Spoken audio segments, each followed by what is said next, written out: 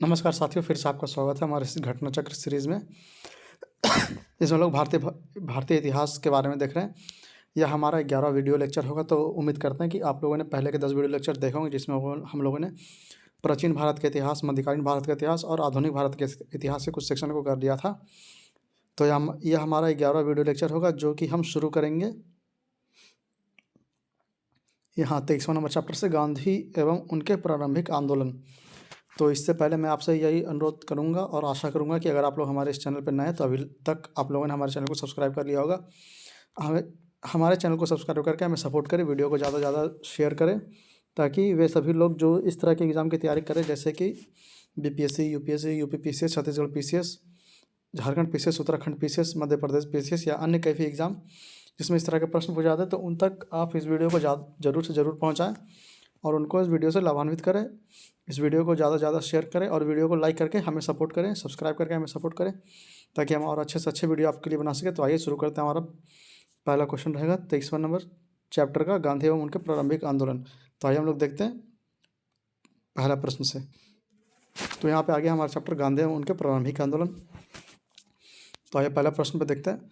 मगर मैं यह प्रश्न शुरू करने से पहले बता दूं कि हम लोगों ने बीपीएससी टेस्ट सीरीज के बीपीएससी के लिए घटना चक्र बिहार स्पेशल को भी पूरा शुरू से लेकर अंत तक का हम लोगों ने देखा। तो इसका लिंक मैं डिस्क्रिप्शन बॉक्स में डाल दूंगा, प्ले लिस्ट में। आप लोग जाइए, उसे चेक कीजिए। उसके प्ले लिस्ट को हम लोगों ने ट्यूटोरियल करंट अफेयर के पूरे क्वेश्चन को हम लोगों ने किया, तो उसका भी मैं प्ले लिस्ट का लिंक डिस्क्रिप्शन बॉक्स में डाल दूंगा। आप लोग जाइए, उसे चेक कीजिए। इससे मैं अपने पर्सनल व्हाट्सएप ग्रुप का भी लिंक डाला हुआ हूँ इसके डिस्क्रिप्शन बॉक्स में। तो आप लोगों को अगर किसी को मेरे व्हाट्सएप ग्रुप से जुड़ना है तो आप लोग उसे भी लिंक क्लिक करके मेरे व्हाट्सएप ग्रुप से जुड़ सकते हैं। आइए अब यहाँ पे जितना भी इन्फॉर्मेशन था वह समाप्त हुआ। आइए पहला प्रश्न देखते हैं। करमचंद गांधी दीवान थे किसके? तो यह थे उपयुक्त सभी राज्यों के। करमचंद गांधी दीवान थे किसके? तो उपयुक्त सभी राज्यों के मतलब पोरबंदर, राजकोट और बांकानेर के। करमचंद गांधी दीवान थे किसके? तो पोरबंदर, राजकोट और बांकानेर के। इनमें से किस कॉलेज में गांधी जी ने पढ़ाई की थी? तो ये किए थे श्यामलाल दास कॉलेज, भावनगर। निम्नलिखित में से किस कॉलेज में गांधी जी ने पढ़ाई की थी? तो ये थे श्यामलाल दास कॉलेज, भावनगर। दक्षिण अफ्रीका में रहने की अवधि में महात्मा गांधी ने निम्न में से जिस पत्रिका का प्रकाशन किया उनका नाम था? तो यह था इंडियन ओपिनियन। दक्षिण अफ्रीका में रहने की अवधि में महात्मा गांधी ने जिस पत्रिका का प्रकाशन किया उसका नाम था तो इंडियन ओपिनियन। फिनिक्स फार्म कहाँ है? तो यह स्थित है डरबन, दक्षिण अफ्रीका में। फिनिक्स फार्म कहाँ है? तो यह डरबन, दक्षिण अफ्रीका में। एम के गांधी समर्थक थे किसके? यह समर्थक थे दार्शनिक अराजकतावाद के। एम के गांधी समर्थक थे किसके? तो दार्शनिक अराजकतावाद के। निम्न में से गांधी जी के रामराज के युगल सिद्धांत कौन से थे? तो यह थे सत्य और अहिंसा। निम्न में से गांधी जी के रामराज के युगल सिद्धांत कौन से थे? तो यह थे सत्य और अहिंसा, बी ऑप्शन। गांधी जी की दृष्टि में अहिंसा का अर्थ था? तो यह था सत्य की प्राप्ति का रास्ता। गांधी जी की दृष्टि में अहिंसा का अर्थ था सत्य की प्राप्ति का रास्ता। गांधी जी के संदर्भ में निम्न में से कौन सा सही है? तो यह है डी ऑप्शन, समाजवादियों में एक व्यक्तिवादी और समाजवादियों में एक मार्क्सवादी। गांधी जी के संदर्भ में निम्नलिखित में कौन सा सही है? तो यह है समाजवादियों में एक व्यक्तिवादी और समाजवादियों में एक मार्क्सवादी।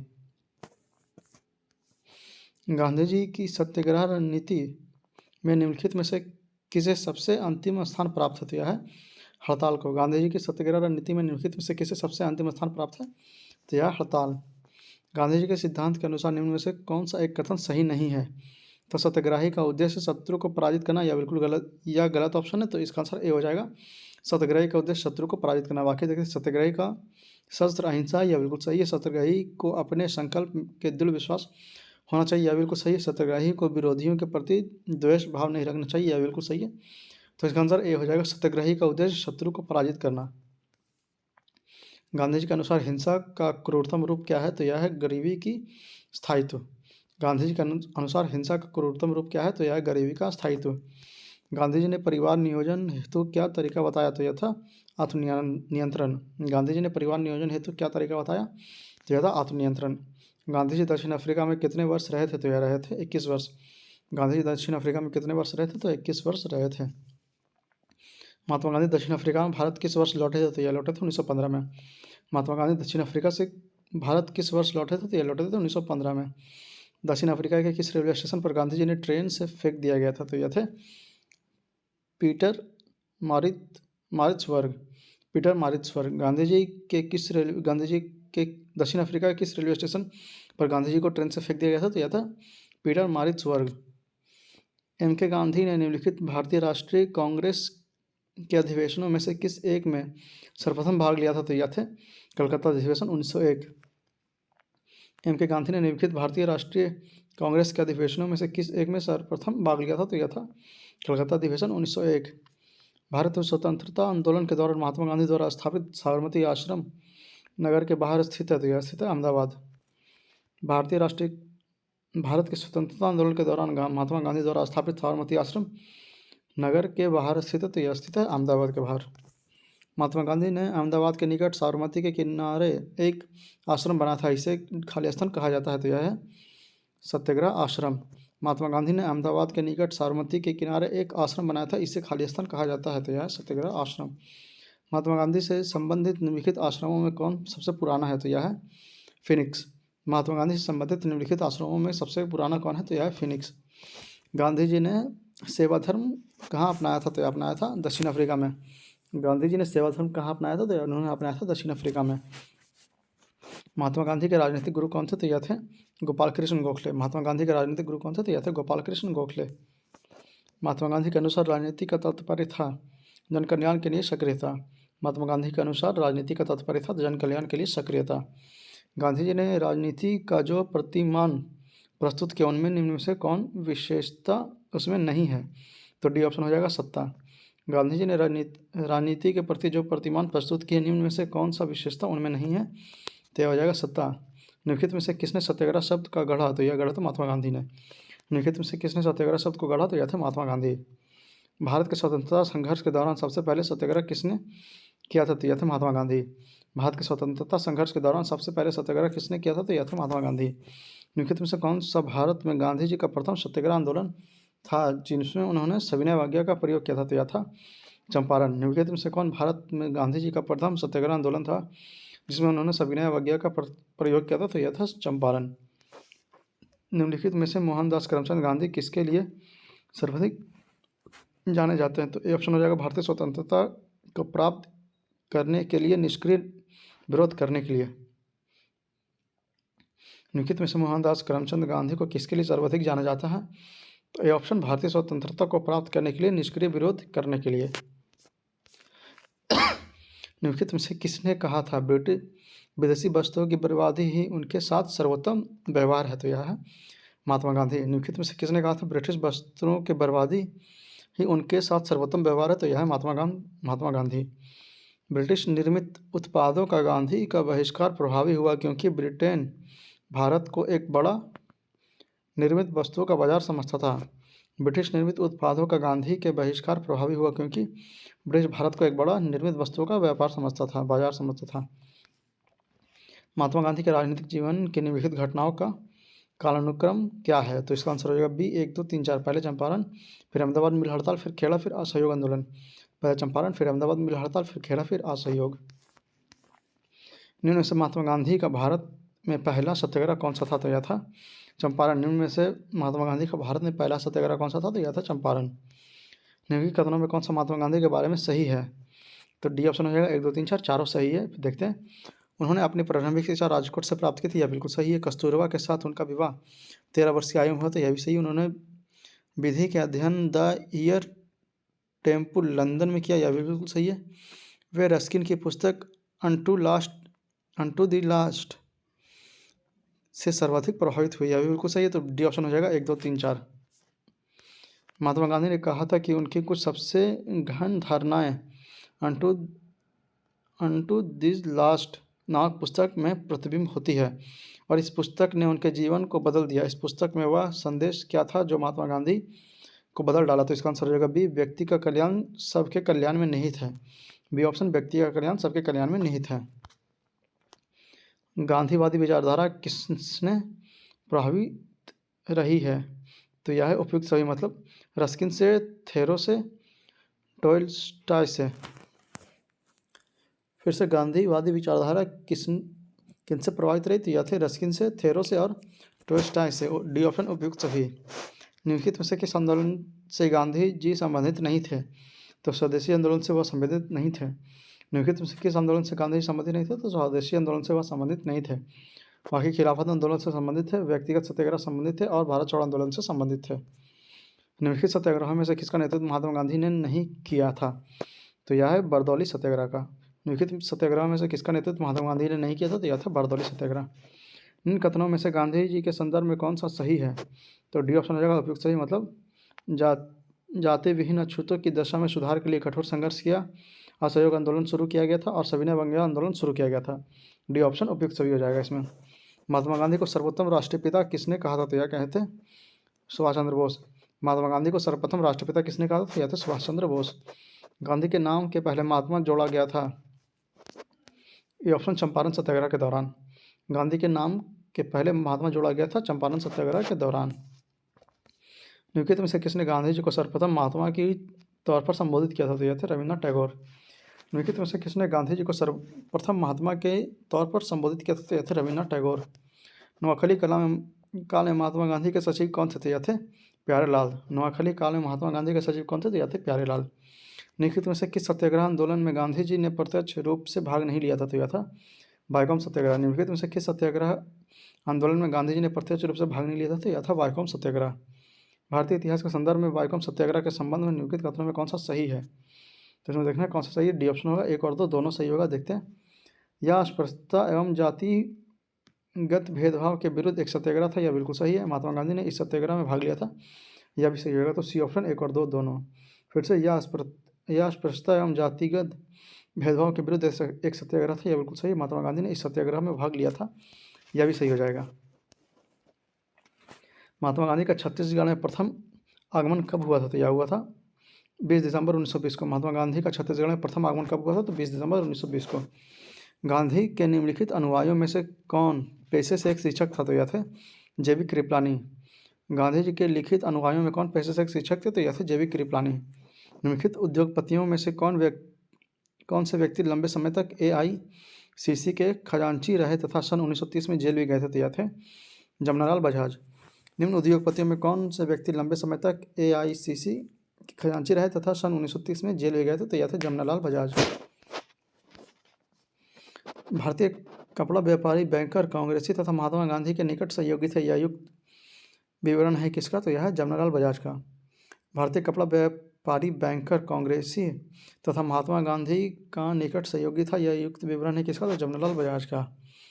स्वाधीनता आंदोलन के दौरान महात्मा गांधी के करीबी अंग्रेज मित्र थे कौन? थे रेवरेंड चार्ली एंड्रूज। स्वाधीनता आंदोलन के दौरान महात्मा गांधी के करीबी अंग्रेजी मित्र थे कौन? तो रेवरेंड चार्ली एंड्रूज। निम्नलिखित में से किस कारागार को गांधी जी ने मंदिर का नाम दिया? तो यह था यरवदा। निम्नलिखित में से किस कारागार को गांधी जी ने मंदिर का नाम दिया? तो यह था यरवदा। भारत की स्वाधीनता के समय महात्मा गांधी कांग्रेस के सदस्य नहीं थे। भारत की स्वाधीनता के समय महात्मा गांधी कांग्रेस के सदस्य नहीं थे। गांधी जी की मृत्यु पर किसने कहा था हमारे जीवन से प्रकाश चला गया? तो यह थे जवाहरलाल नेहरू। गांधी जी की मृत्यु पर किसने कहा था हमारे जीवन से प्रकाश चला गया? तो यह थे जवाहरलाल नेहरू। गांधी जी को वन मैन बाउंड्री फोर्स कहकर किससे संबोधित किया था? तो यह थे माउंटबेटन। गांधी जी को वन मैन बाउंड्री फोर्स कहकर किसने संबोधित किया था? यह थे माउंटबेटन ने। निम्नलिखित में से किसने महात्मा गांधी को आदेशित किया था कि वह भारत के प्रथम वर्ष खुले कान एवं बंद मुँह कर व्यतीत करे? तो यह थे गोपाल कृष्ण गोखले। निम्न में से किसने महात्मा गांधी को आदेशित किया था कि वह भारत में प्रथम वर्ष खुले कान पर बंद मुँह कर व्यतीत करे? तो यह थे गोपाल कृष्ण गोखले। भारतीय राजनीति में प्रवेश से पूर्व 1 वर्ष तक देश में पर्यवेक्षक एवं विद्यार्थी के रूप में रहने की सलाह गांधी जी को किसने दी थी? तो यह थे गोपाल कृष्ण गोखले। भारतीय राजनीति में प्रवेश करने से पूर्व 1 वर्ष तक देश में पर्यवेक्षक एवं विद्यार्थी के रूप में रहने की सलाह गांधी जी को किसने दी थी? तो यह थे गोपाल कृष्ण गोखले। निम्नलिखित में से कौन कहा करते थे गलत साधन हमें कभी भी सही उद्देश्य तक नहीं ले जाते हैं? तो यह थे MK गांधी। निम्नलिखित में से कौन कहा करते थे गलत साधन हमें कभी भी सही उद्देश्य तक नहीं ले जा सकते? तो यह थे MK गांधी। निम्नलिखित में से कौन इस सिद्धांत के प्रबल समर्थक थे कि जो नैतिक दृष्टिकोण से गलत है वह राजनीतिक दृष्टिकोण से कभी सही नहीं हो सकता? तो यह थे MK गांधी। निम्नलिखित में से कौन इस सिद्धांत के प्रबल समर्थक थे कि जो नैतिक दृष्टिकोण से गलत है वह राजनीतिक दृष्टिकोण से कभी सही नहीं हो सकता? तो यह थे MK गांधी। गांधी जी ने अपना पहला सत्याग्रह आरंभ किया था कहाँ? तो यह था मजदूरों को कम वेतन दिए जाने के विरुद्ध। गांधी जी ने अपना पहला सत्याग्रह आरंभ किए थे मजदूरों को कम वेतन दिए जाने के विरुद्ध। इनमें से किस आंदोलन में महात्मा गांधी ने पहली बार भूख हड़ताल का प्रयोग हथियार के रूप में किया था? तो यह था अहमदाबाद का हड़ताल। निम्नलिखित में से किस आंदोलन में महात्मा गांधी ने पहली बार भूख हड़ताल का प्रयोग हथियार के रूप में किया था? तो यह था अहमदाबाद का हड़ताल। महात्मा गांधी ने भारत में अपना पहला जन भाषण कहाँ दिया था? तो यह दिए थे वाराणसी में। महात्मा गांधी ने भारत में अपना पहला जन भाषण कहाँ दिया था? तो यह दिए थे वाराणसी में। गांधी जी ने बंधुआ मजदूर को मुक्त करने का अभियान कहाँ से आरंभ किया था? तो इसका आंसर स्टार मार्क दिया हुआ है, आप लोग इसे डिस्क्रिप्शन बॉक्स में नीचे पढ़ सकते हैं। 1917-18 में अहमदाबाद में गांधी जी द्वारा चलाए गए सत्याग्रह में किसने हिस्सा लिया था? तो यह थे मजदूर। 1917-18 में अहमदाबाद में गांधी जी द्वारा चलाए गए सत्याग्रह में किसने हिस्सा लिया था? तो यह थे मजदूर। लिखित में से गांधी जी का कौन सा संघर्ष औद्योगिक श्रमिकों से संबंधित था? तो यह था अहमदाबाद संघर्ष। निम्नलिखित में से महात्मा गांधी का कौन सा संघर्ष औद्योगिक श्रमिकों से संबंधित था? तो यह था अहमदाबाद संघर्ष। निम्न में से किनके लिए अहमदाबाद सत्याग्रह आरंभ किया गया था? तो यह था सूती मिल कामगारों के लिए। निम्नलिखित में से किसके लिए अहमदाबाद सत्याग्रह आरंभ किया गया था? तो यह था सूती मिल कामगारों के लिए। गांधी जी के ट्रस्टीशिप के सिद्धांत का प्रतिपाद्य के संबंध में निम्नलिखित युगों में कौन सा एक सही है? तो ए ऑप्शन हो जाएगा दक्षिण अफ्रीका 1903। गांधी जी के ट्रस्टीशिप के सिद्धांत का प्रतिपाद्य के संबंध में निम्नलिखित युगों में कौन सही है? तो यह आ जाएगा दक्षिण अफ्रीका 1903।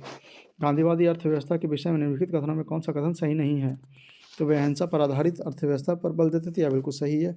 केंद्रीय शोषण और असमानता केंद्रीकरण शोषण और असमानता को जन्म देता है, अतएव अहिंसक सामाजिक संरचना केंद्रीकरण विरोधी है, यह बिल्कुल सही हो जाएगा।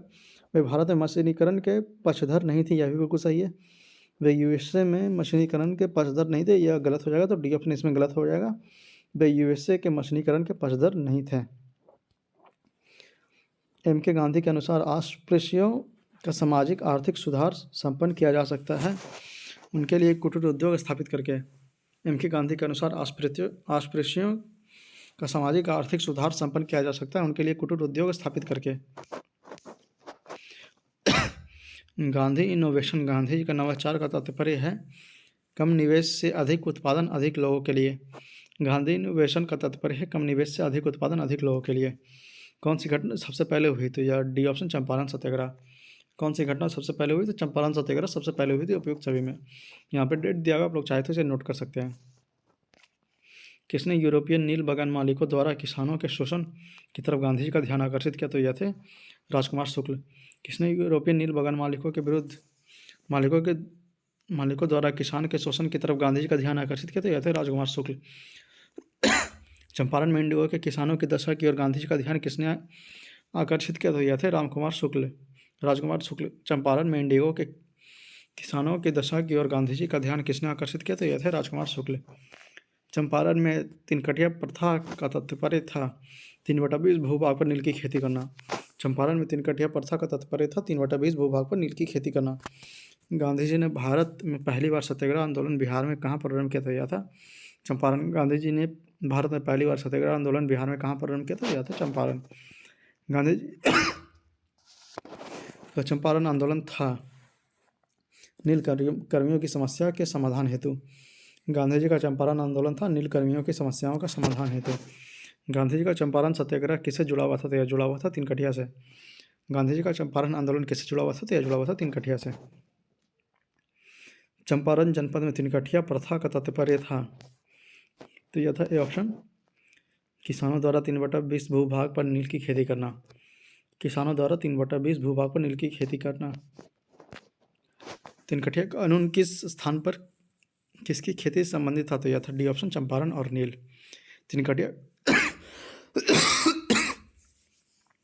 तिनकटिया कानून किस स्थान पर किसकी खेती से संबंधित था? तो यह था चंपारण नील की खेती। निम्नलिखित कथनों पर विचार कीजिए, तो इनमें से कौन सा सही यह देखना है। तो डॉक्टर राजेंद्र प्रसाद ने महात्मा गांधी को चंपारण आने तथा कृषकों की समस्या की जांच करने के लिए राजी किया, यह बिल्कुल गलत है। चंपारण जांच में आचार्य जेवी कृपलानी महात्मा गांधी के सहयोगी में से एक थे, तो यह बिल्कुल सही होगा। तो बी ऑप्शन इसमें होगा, बी ऑप्शन केवल 2। चंपारण संघर्ष में निम्नलिखित में से किन्हें महात्मा गांधी का साथ दिया था? तो यह थे राजेंद्र प्रसाद और अनुग्रह नारायण सिंह। चंपारण संघर्ष में निम्नलिखित में से किन्होंने महात्मा गांधी का साथ दिया था तो यह थे राजेंद्र प्रसाद और अनुग्रह नारायण सिंह। निम्नलिखित में कौन महात्मा गांधी के चंपारण सत्याग्रह से संबंधित है तो यह है डी ऑप्शन राजकुमार शुक्ल। निम्नलिखित में कौन महात्मा गांधी के चंपारण सत्याग्रह से संबंधित है तो राजकुमार शुक्ल। चंपारण आंदोलन मुख्यतः किसके विरोध में था तो यह था नकदी फसल। चंपारण आंदोलन मुख्यतः किसके विरोध में था तो यह था नकदी फसल। भारत में नियोजित किसान का विरोध किसने किया था तो यह था महात्मा गांधी। भारत में नियोजित किसान विकास का विरोध किसने किया था तो यह थे महात्मा गांधी। चंपारण आंदोलन से कौन संबंधित नहीं था तो यह थे जयप्रकाश नारायण। चंपारण आंदोलन से कौन संबंधित नहीं थे जयप्रकाश नारायण थे। बाकी राजेंद्र प्रसाद, अनुग्रह नारायण सिंह और जेबी कृपलानी थे।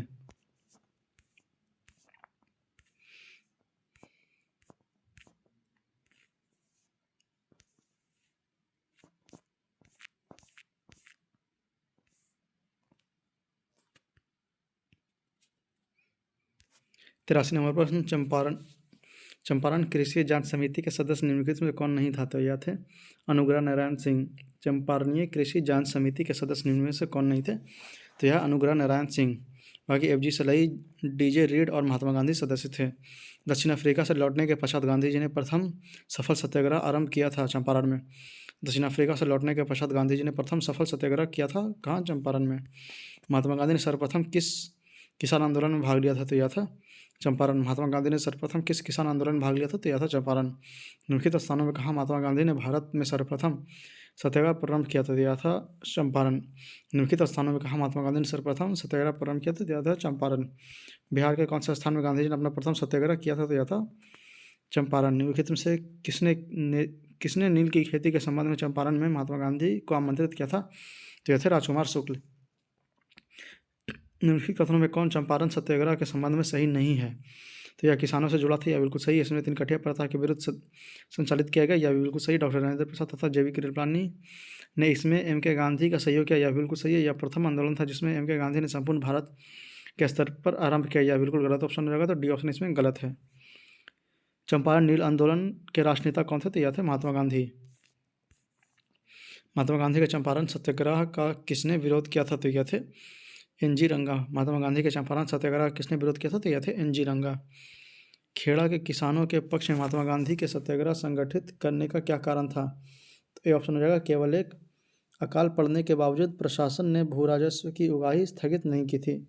ये ऑप्शन केवल एक सही है इसमें, अकाल पड़ने के बावजूद प्रशासन ने भू राजस्व की उगाही स्थगित नहीं की थी, यह बिल्कुल सही हो जाएगा। प्रशासन का यह प्रस्ताव था कि गुजरात में स्थायी बंदोबस्त लागू किया जाए, यह गलत है तो ये ऑप्शन केवल एक सही होगा। तो इसी के साथ 52वें प्रश्न के साथ यह चैप्टर समाप्त होता है। अब शुरू होगा किसान आंदोलन और किसान सभा। तो ये इसका पहला प्रश्न देखते हैं। भारतवर्ष का सर्वप्रथम किसान आंदोलन था बिजौलिया में। भारतवर्ष का सर्वप्रथम किसान आंदोलन था कहाँ तो बिजौलिया में। निम्न में से कौन फरवरी 1918 में स्थापित यूपी किसान सभा की स्थापना से संबंधित नहीं था तो यह थे जवाहरलाल नेहरू। निम्न में से कौन फरवरी 1918 में स्थापित यूपी किसान सभा की स्थापना से संबंधित नहीं थे तो यह है जवाहरलाल नेहरू। बाकी इंद्र नारायण द्विवेदी थे, गौरीशंकर मिश्र थे और मदन मोहन मालवीय थे। नाई धोई बंद सामाजिक बायकॉट का एक स्वरूप था 1919 में किसानों द्वारा प्रतापगढ़ जिले में चलाया गया था। नाई धोई बंद सामाजिक बायकॉट का एक स्वरूप था जो 1919 में किसानों द्वारा प्रतापगढ़ जिले में चलाया गया था। वह प्रदेश कौन सा है जहां बाबा रामचंद्र ने किसानों को संगठित किया था तो यह था अवध। वह प्रदेश कौन सा था जहां बाबा रामचंद्र ने किसानों को संगठित किया था तो यह था अवध। 1930 के दशक में देश के विभिन्न भागों में भिन्न भिन्न नेताओं द्वारा किसान आंदोलन चलाए गए थे, उनके प्रभाव क्षेत्र को सुमेलित कीजिए तो यहाँ पे बी ऑप्शन हो जाएगा 3, 4, 1, 2। सहजानंद सरस्वती बिहार हो जाएगा, खुदाई खिदमतगार हो जाएगा, NWFP स्वामी रामचंद्र हो जाएंगे हैदराबाद, और अब्दुल्ला हामिद खां हो जाएंगे दक्षिण असम। फिर से सहजानंद सरस्वती हो जाएंगे बिहार, खुदाई खिदमतगार हो जाएंगे NWFP स्वामी रामानंद हो जाएंगे हैदराबाद, और अब्दुल्ला हामिद हो जाएंगे दक्षिण असम।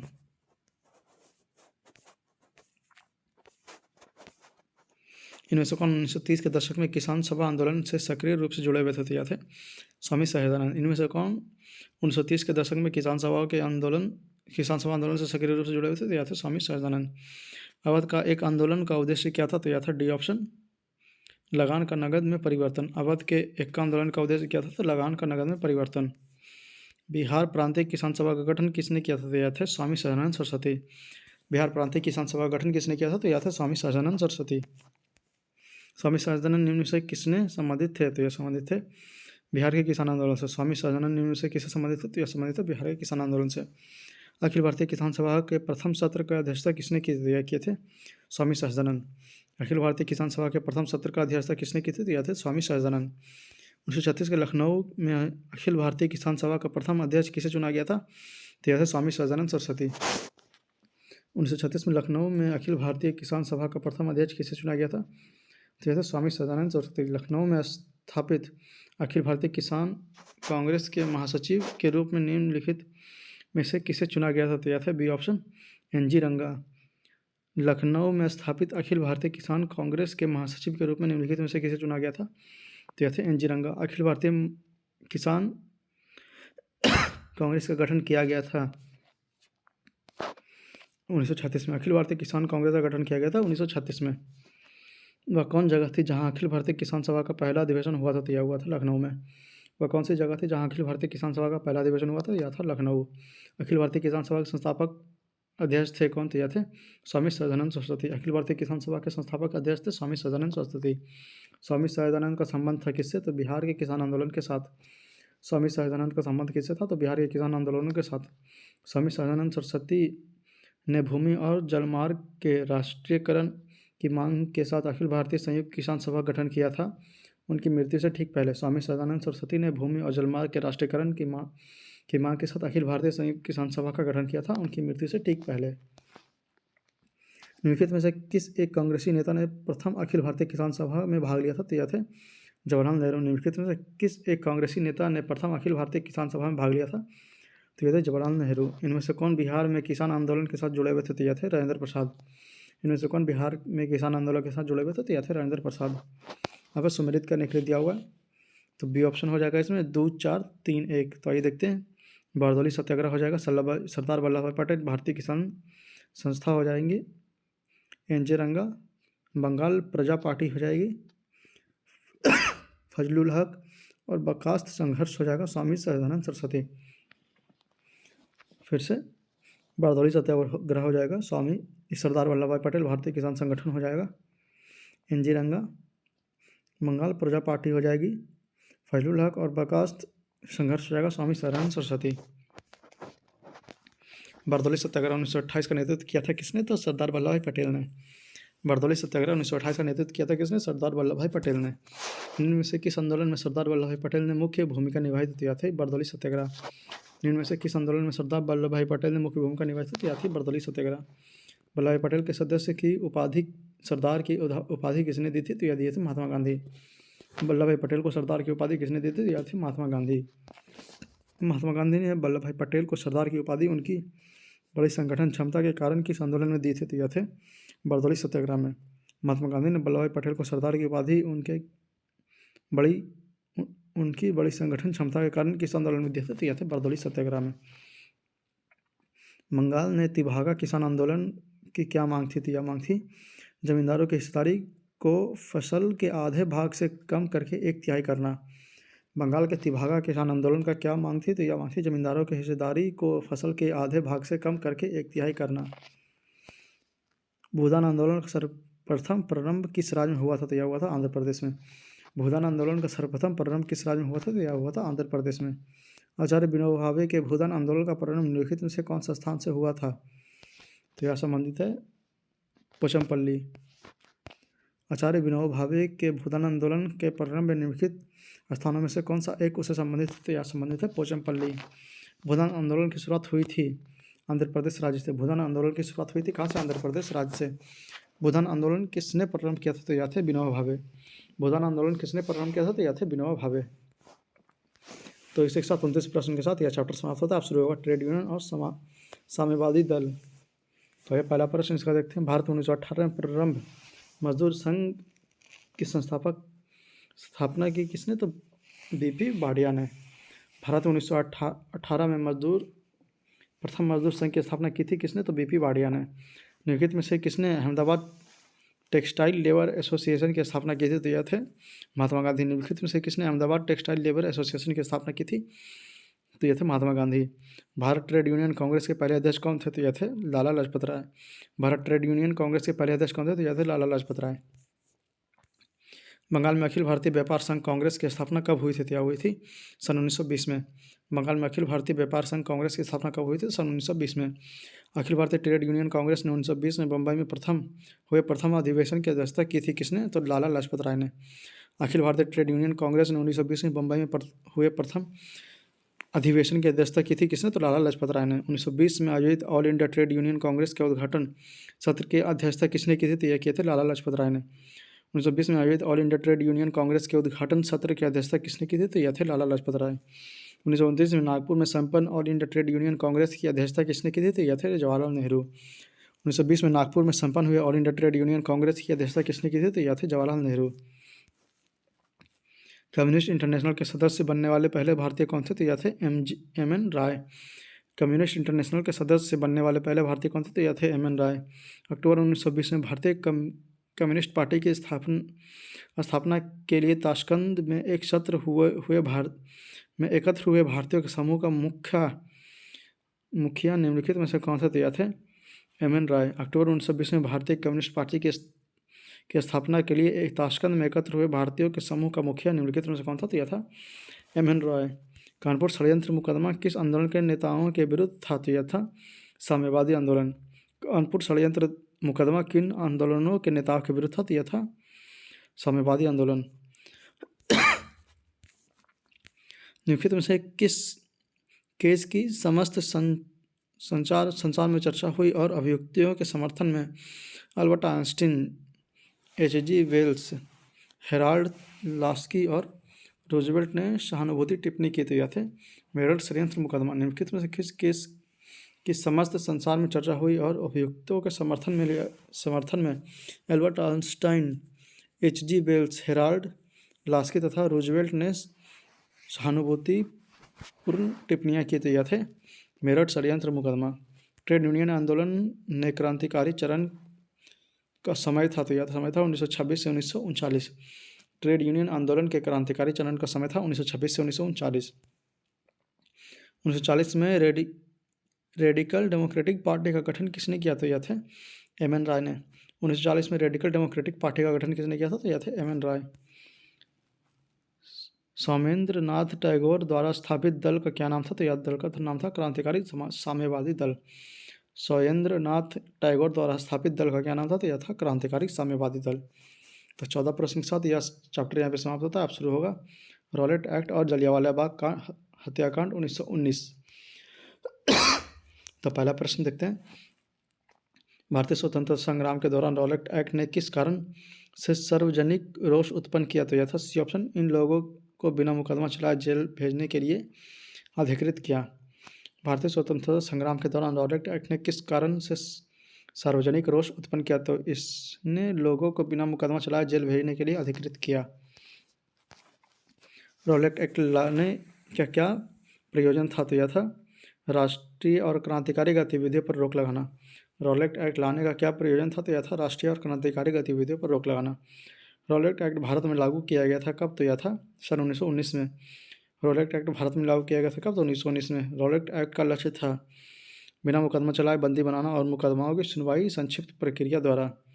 रॉलेट एक्ट का लक्ष्य था क्या? तो बिना मुकदमा चलाए बंदी बनाना और मुकदमों की सुनवाई संक्षिप्त प्रक्रिया द्वारा करना। रॉलेट सत्याग्रह के संदर्भ में निम्नलिखित में से कौन सा कथन सही है?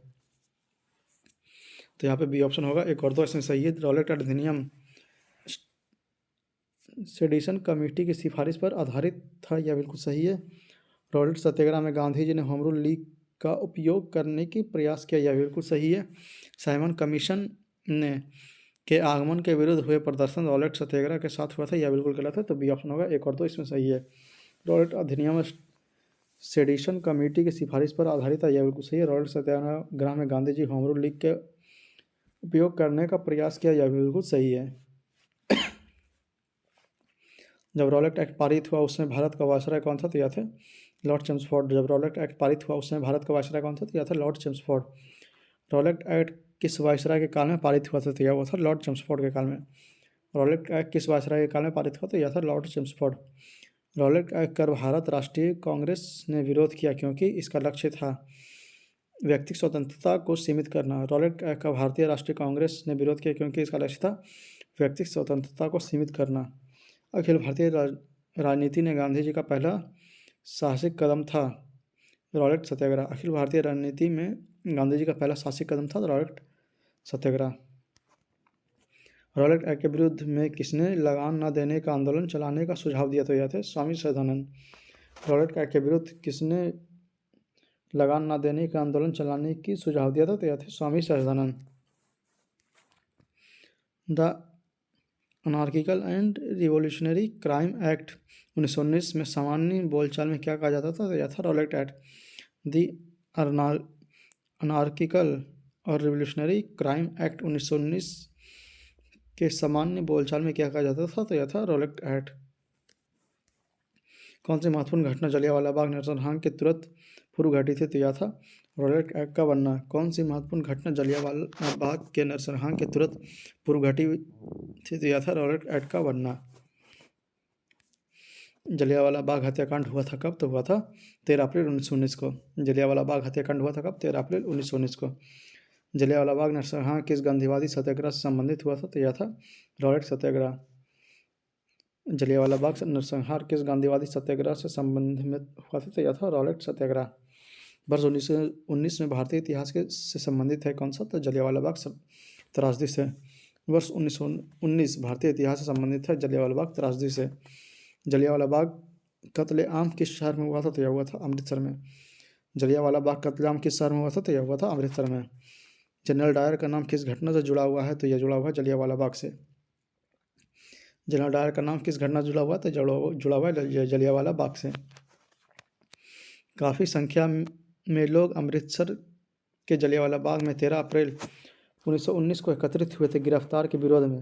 ये था डॉक्टर सफीउद्दीन किचलू और डॉक्टर सत्यपाल। काफ़ी संख्या में लोग अमृतसर के जलियांवाला बाग में 13 अप्रैल 1919 को एकत्रित हुए थे गिरफ्तारी के विरोध में। किसके? तो डॉक्टर सैफुद्दीन किचलू और डॉक्टर सत्यपाल के विरोध में। जलियांवाला बाग में प्रदर्शन के लिए क्यों लोग जमा हुए थे? तो यह हुए थे किचलू तथा सत्यपाल को बंदी बनाने के विरोध में प्रदर्शन करने के लिए। जलियांवाला बाग में प्रदर्शन के लिए क्यों लोग जमा हुए थे? तो यह हुए थे किचलू तथा सत्यपाल को बंदी बनाने के विरोध में प्रदर्शन। 30 मई 1919 को अपना अलंकरण भारत सरकार को लौटाने वाले व्यक्ति थे रविन्द्रनाथ टैगोर। 30 मई 1919 को अपना अलंकरण हॉनर भारत सरकार को लौटाने वाले व्यक्ति थे रविन्द्रनाथ टैगोर। जलियांवाला बाग हत्याकांड 1919 में पंजाब में हुए अत्याचारों से अपने विरोध के रूप में किस विख्यात व्यक्ति ने ब्रिटिश सरकार द्वारा प्रदान की गई नाइट की उपाधि का वापस लौटाया? तो ये थे रविन्द्रनाथ टैगोर। जलियांवाला बाग हत्याकांड 1919 से पंजाब में हुए अत्याचारों से अपने विरोध के रूप में किस व्यक्ति ने ब्रिटिश सरकार द्वारा प्रदान की गई नाइट की उपाधि को वापस लौटाया? तो यह थे रविन्द्रनाथ टैगोर। किसके विरोध प्रदर्शन के अभिप्राय के रूप में रविन्द्रनाथ टैगोर ने अपना नाइट की पदवी त्याग दी थी? तो यह थे जलियांवाला बाग हत्याकांड। किसके विरोध प्रदर्शन के अभिप्राय के रूप में रविन्द्रनाथ टैगोर ने अपनी नाइट की पदवी त्याग दी थी? तो यह था जलियांवाला बाग हत्याकांड। निम्नलिखित में से किसके विरोध में रविन्द्रनाथ टैगोर ने अपनी नाइट की उपाधि का परित्याग किया था? तो यह था जलियांवाला बाग जनसंहार। निम्नलिखित में से किसके विरोध में रविन्द्रनाथ टैगोर ने अपनी नाइटहुड का परित्याग किया था? तो यह था जलियांवाला बाग जनसंहार।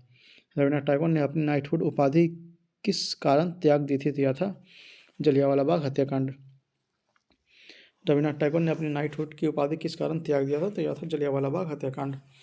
यहाँ पे कथन कारण दिया हुआ है, तो पहला हो जाएगा रविन्द्रनाथ टैगोर ने नाइटहुड की उपाधि को त्याग दिया था, यह बिल्कुल सही है। वे असहयोग आंदोलन में भाग लेना चाहते थे, तो सी ऑप्शन हो जाएगा ए सही परंतु आर गलत।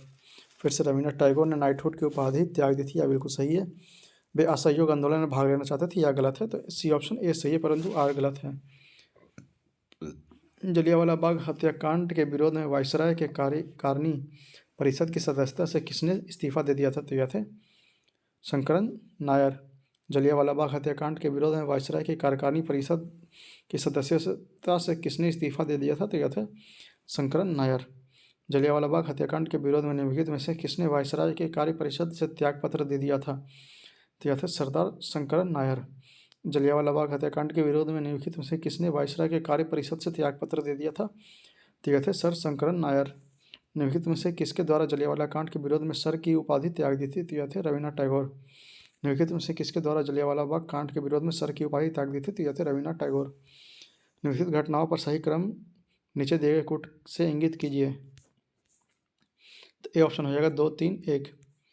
पहले होगा डॉक्टर सत्यपाल की बंदी बनाया जाना, फिर होगा जलियांवाला बाग नरसंहार, फिर 1919 में अमृतसर कांग्रेस का अधिवेशन। 2, 1, 3 ए ऑप्शन।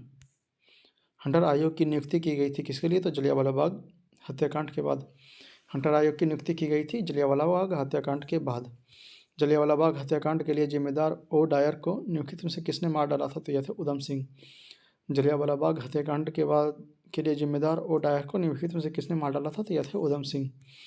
लंदन में 13 मार्च 1940 को सर माइकल ओ डायर को गोली मारा गया। तो यह थे डी ऑप्शन उधम सिंह।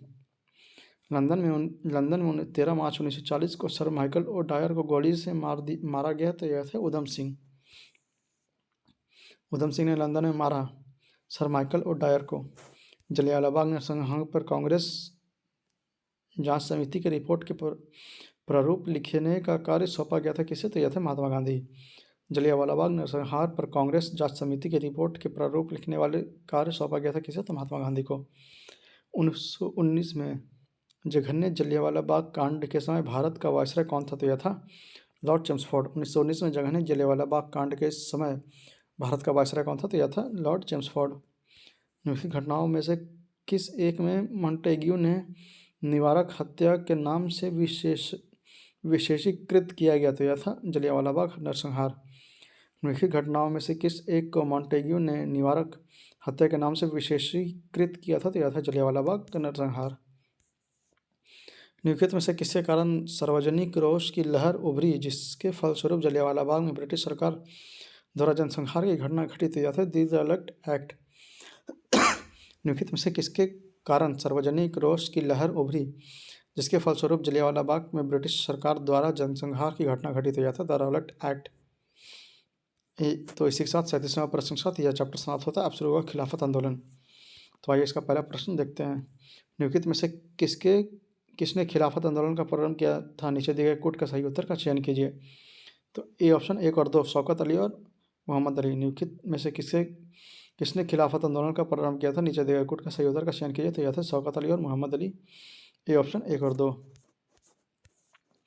खिलाफत आंदोलन का प्रमुख नेता निम्नलिखित में से कौन थे? तो यह थे मौलाना मोहम्मद अली और शौकत अली। खिलाफत आंदोलन के प्रमुख नेता निम्नलिखित में से कौन थे? तो यह थे मौलाना मोहम्मद अली और शौकत अली। खिलाफत आंदोलन के प्रमुख उद्देश्य निम्नलिखित में से कौन से थे? तो डी ऑप्शन हो जाएगा 1 और 4। मतलब भारत के मुसलमानों में ब्रिटिश विरोध भावना उत्पन्न करना और ऑटोमन साम्राज्य की रक्षा और खिलाफत का रक्षण। डी ऑप्शन 1 और 4 फिर से। भारत के मुसलमानों में ब्रिटिश विरोधी भावना को उत्पन्न करना और ऑटोमन साम्राज्य की रक्षा के लिए खिलाफत का रक्षण। वर्ष 1919 में अखिल भारतीय खिलाफत सम्मेलन का अध्यक्ष किसे चुना गया? तो यह थे महात्मा गांधी।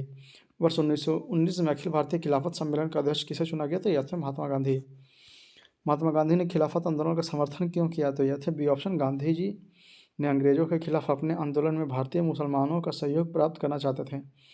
महात्मा गांधी ने खिलाफत आंदोलन का समर्थन क्यों किया था? तो बी ऑप्शन। महात्मा गांधी ने अंग्रेजों के खिलाफ अपने आंदोलन में भारतीय मुसलमानों का सहयोग प्राप्त करना चाहता था।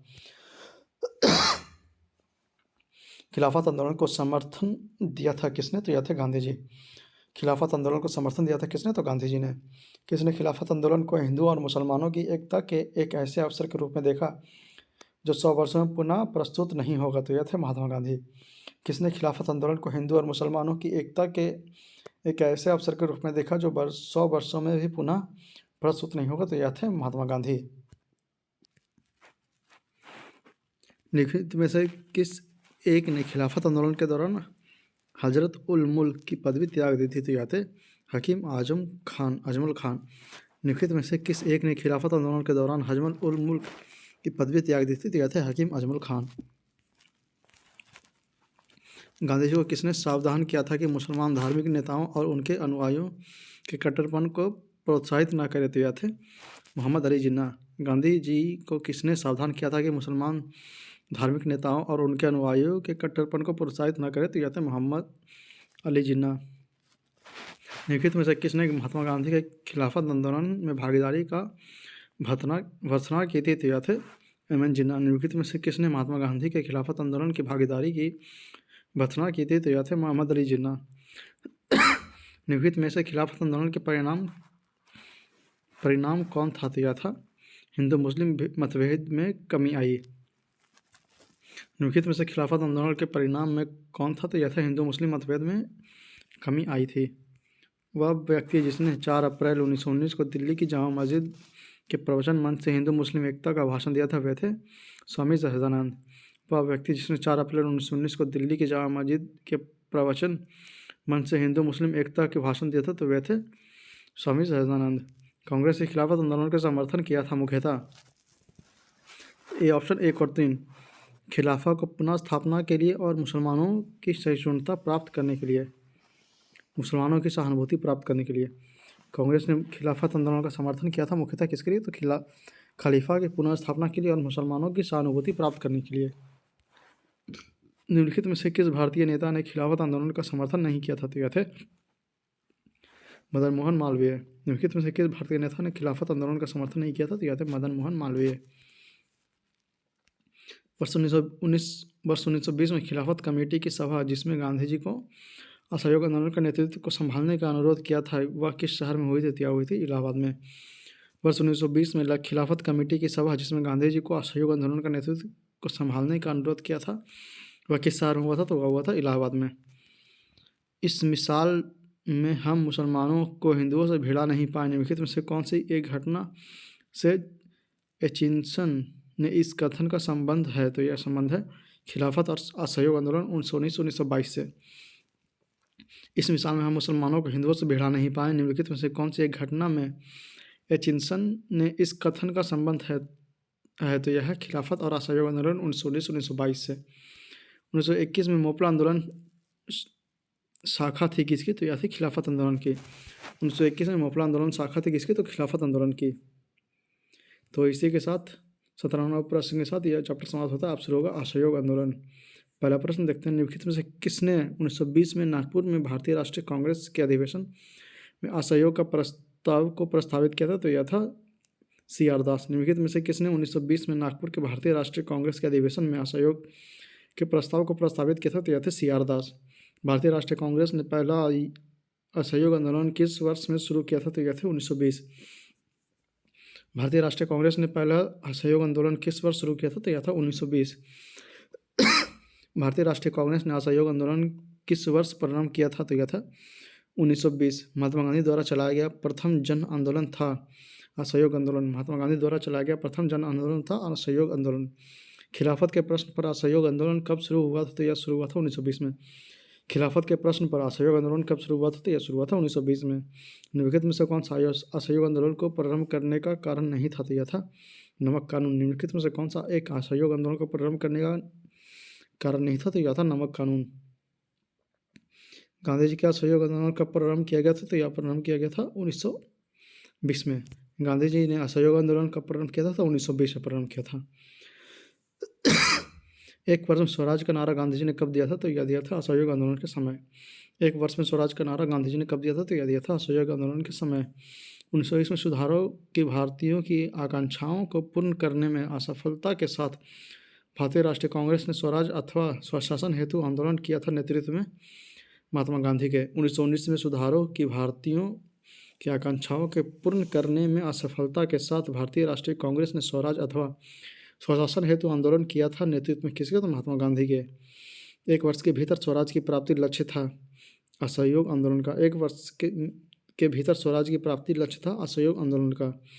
निम्नलिखित कथनों में कौन सा असहयोग आंदोलन के संबंध में सही नहीं है तो डी ऑप्शन हो जाएगा M.A. जिन्ना ने इस आंदोलन का समर्थन किया था। निम्नलिखित कथनों में कौन सा असहयोग आंदोलन के संबंध में सही नहीं है तो डी ऑप्शन M.N. जिन्ना ने इस आंदोलन का समर्थन किया था।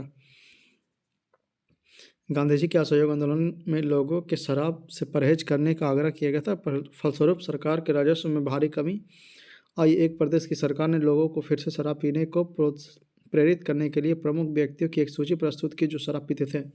उस प्रदेश का नाम बताइए, तो यह है बिहार। गांधी जी के असहयोग आंदोलन में लोगों को शराब पीने से परहेज करने का आग्रह किया था। फलस्वरूप सरकार के राजस्व में भारी कमी आई थी। इस एक प्रदेश की सरकार ने लोगों को फिर से शराब पीने को प्रेरित करने के लिए प्रमुख व्यक्तियों की सूची प्रस्तुत की जो शराब पीते थे। उस प्रदेश का नाम बताइए, तो यह है बिहार। नीचे कथनों पर ध्यान दीजिए। असहयोग आंदोलन थे, तो 1, 2, 3 इसमें सही हो जाएगा। कांग्रेस सर्वप्रथम जन आंदोलन बनी, फिर हिंदू मुस्लिम एकता में वृद्धि हुई, फिर जनता के मन में ब्रिटिश शक्ति का भय हट गया। तो 1, 2, 3 इसमें सही हो जाएगा, बी ऑप्शन। ब्रिटिश सरकार ने महात्मा गांधी को जो उपाधि दी थी उस और जिसे उन्होंने असहयोग आंदोलन में वापस कर दिया हुआ था कैसर ए हिंद। ब्रिटिश सरकार ने महात्मा गांधी को जो उपाधि दी थी और जिसे उन्होंने असहयोग आंदोलन में वापस कर दिया था वह था कैसर ए हिंद की उपाधि। निम्न में से किसने असहयोग आंदोलन के दौरान अपनी वकालत छोड़ दी थी, तो यह था चित्तरंजन दास। निम्नलिखित में से किसने असहयोग आंदोलन के दौरान अपनी वकालत छोड़ दी थी, यह थे चित्तरंजन दास। निम्नलिखित में से किसने असहयोग आंदोलन के समर्थन किया परंतु इसके परिणाम नहीं देख सके, तो यह थे बाल गंगाधर तिलक। निम्नलिखित में से किसने असहयोग आंदोलन का समर्थन किया परंतु इसके परिणाम नहीं देख सके, तो यह थे बाल गंगाधर तिलक। किस क्षेत्र में राहुल संकृत्यायन 1920 में असहयोग आंदोलन में सक्रिय थे, तो यह थे छपरा में। किस क्षेत्र में राहुल संकृत्यायन 1920 के असहयोग आंदोलन में सक्रिय थे, तो यह थे छपरा से। निम्नलिखित में से कौन चौरी चौरा कांड का वास्तविक तिथि था, तो यह था फरवरी 4, 1922। निम्नलिखित में कौन चौरी चौरा कांड का वास्तविक तिथि था, तो यह था फरवरी 4, 1922। चौरी चौरा किस जनपद में स्थित है, तो यह स्थित है गोरखपुर में। चौरी चौरा किस जनपद में स्थित है, तो यह स्थित है गोरखपुर में। किस घटना के कारण गांधी जी ने असहयोग आंदोलन नॉन कॉपरेशन मूवमेंट वापस ले लिया था, तो यह था चौरी चौरा कांड। किस घटना के कारण गांधी जी ने असहयोग आंदोलन नॉन कॉपरेशन मूवमेंट वापस ले लिया था, तो यह था चौरी चौरा कांड। फरवरी 2021 में प्रधानमंत्री द्वारा किस शताब्दी समारोह की शुरुआत की गई थी, यह था चौरी चौरा शताब्दी समारोह। फरवरी 2021 में प्रधानमंत्री द्वारा किस शताब्दी समारोह की शुरुआत की गई थी, यह था चौरी चौरा शताब्दी समारोह। महात्मा गांधी ने असहयोग आंदोलन स्थगित किया था क्योंकि डी ऑप्शन हो जाएगा चौरा चौरी में हिंसा भड़क उठी। महात्मा गांधी ने असहयोग आंदोलन स्थगित किया था क्योंकि चौरी चौरा में हिंसा भड़क उठी थी। महात्मा गांधी ने 1922 में असहयोग आंदोलन क्यों वापस ले लिया था, तो यह था चौरी चौरा में हुई हिंसा के कारण। निम्नलिखित में से किस प्रमुख कारण से महात्मा गांधी ने 1922 में असहयोग आंदोलन को वापस ले लिया था, तो डी ऑप्शन हो जाएगा चौरी चौरा में हुई हिंसा। किस घटना के बाद महात्मा गांधी ने असहयोग आंदोलन को अपनी हिमालय जैसी भूल बताई, तो इसमें चौरी चौरा हो जाएगा। फिर भी इसका आंसर स्टार मार्क दिया, आप लोग इसे विवरण बॉक्स में पढ़ सकते हैं। चौरी चौरा की घटना के समय महात्मा गांधी कहाँ थे, तो यह थे बरदौली में। चौरी चौरा घटना के समय महात्मा गांधी कहाँ थे, तो यह थे बरदौली में। असहयोग आंदोलन 1920 में प्रारंभ हुए, बताइए यह कब समाप्त हुआ, तो यह समाप्त हुआ 1922 में। असहयोग आंदोलन 1920 में प्रारंभ हुआ, बताइए यह कब समाप्त हुआ, तो यह समाप्त हुआ 1922 में। दिल्ली में 24 फरवरी 1922 को आयोजित अखिल भारतीय किस कांग्रेस समिति की बैठक में असहयोग आंदोलन वापस लेने के लिए गांधी जी के विरुद्ध निंदा प्रस्ताव किसने प्रस्तुत किया, तो यह थे डॉक्टर मुंजे। दिल्ली में 24 फरवरी 1922 को असहयोग को आयोजित अखिल भारतीय कांग्रेस समिति की बैठक में असहयोग आंदोलन वापस लेने के लिए गांधी जी के विरुद्ध निंदा प्रस्ताव किसने प्रस्तुत किया, तो यह थे डॉक्टर मुंजे। असहयोग आंदोलन के स्थगन संबंधी घटनाओं का सही क्रम इंगित करें, तो इसमें हो जाएगा ए 1, 2, 3, 4 चारों हो जाएगा। चौरी चौरा के पुलिस गोलीकांड, उग्र भीड़ द्वारा पुलिस थाना को जलाना, गांधी जी द्वारा आंदोलन का स्थगन और गांधी जी की गिरफ्तारी। ये ऑप्शन 1, 2, 3, 4। चौरी चौरा में पुलिस गोलीकांड, फिर उग्र भीड़ द्वारा पुलिस थाना को जलाना, फिर गांधी जी द्वारा आंदोलन का स्थगन, फिर गांधी जी की गिरफ्तारी। असहयोग आंदोलन के दौरान बिहार में कृषकों का नेतृत्व किसने किया था, तो यह थे स्वामी विद्यानंद। असहयोग आंदोलन के दौरान बिहार में कृषकों का नेतृत्व किसने किया था, तो स्वामी विद्यानंद ने।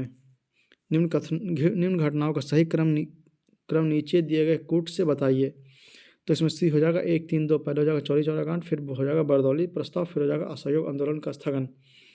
1, 3, 2 चौरी चौरा कांड, फिर असहयोग आंदोलन का स्थगन, फिर हो जाएगा चौरी चौरा कांड, फिर हो जाएगा बरदौली प्रस्ताव, फिर हो जाएगा असहयोग आंदोलन का स्थगन।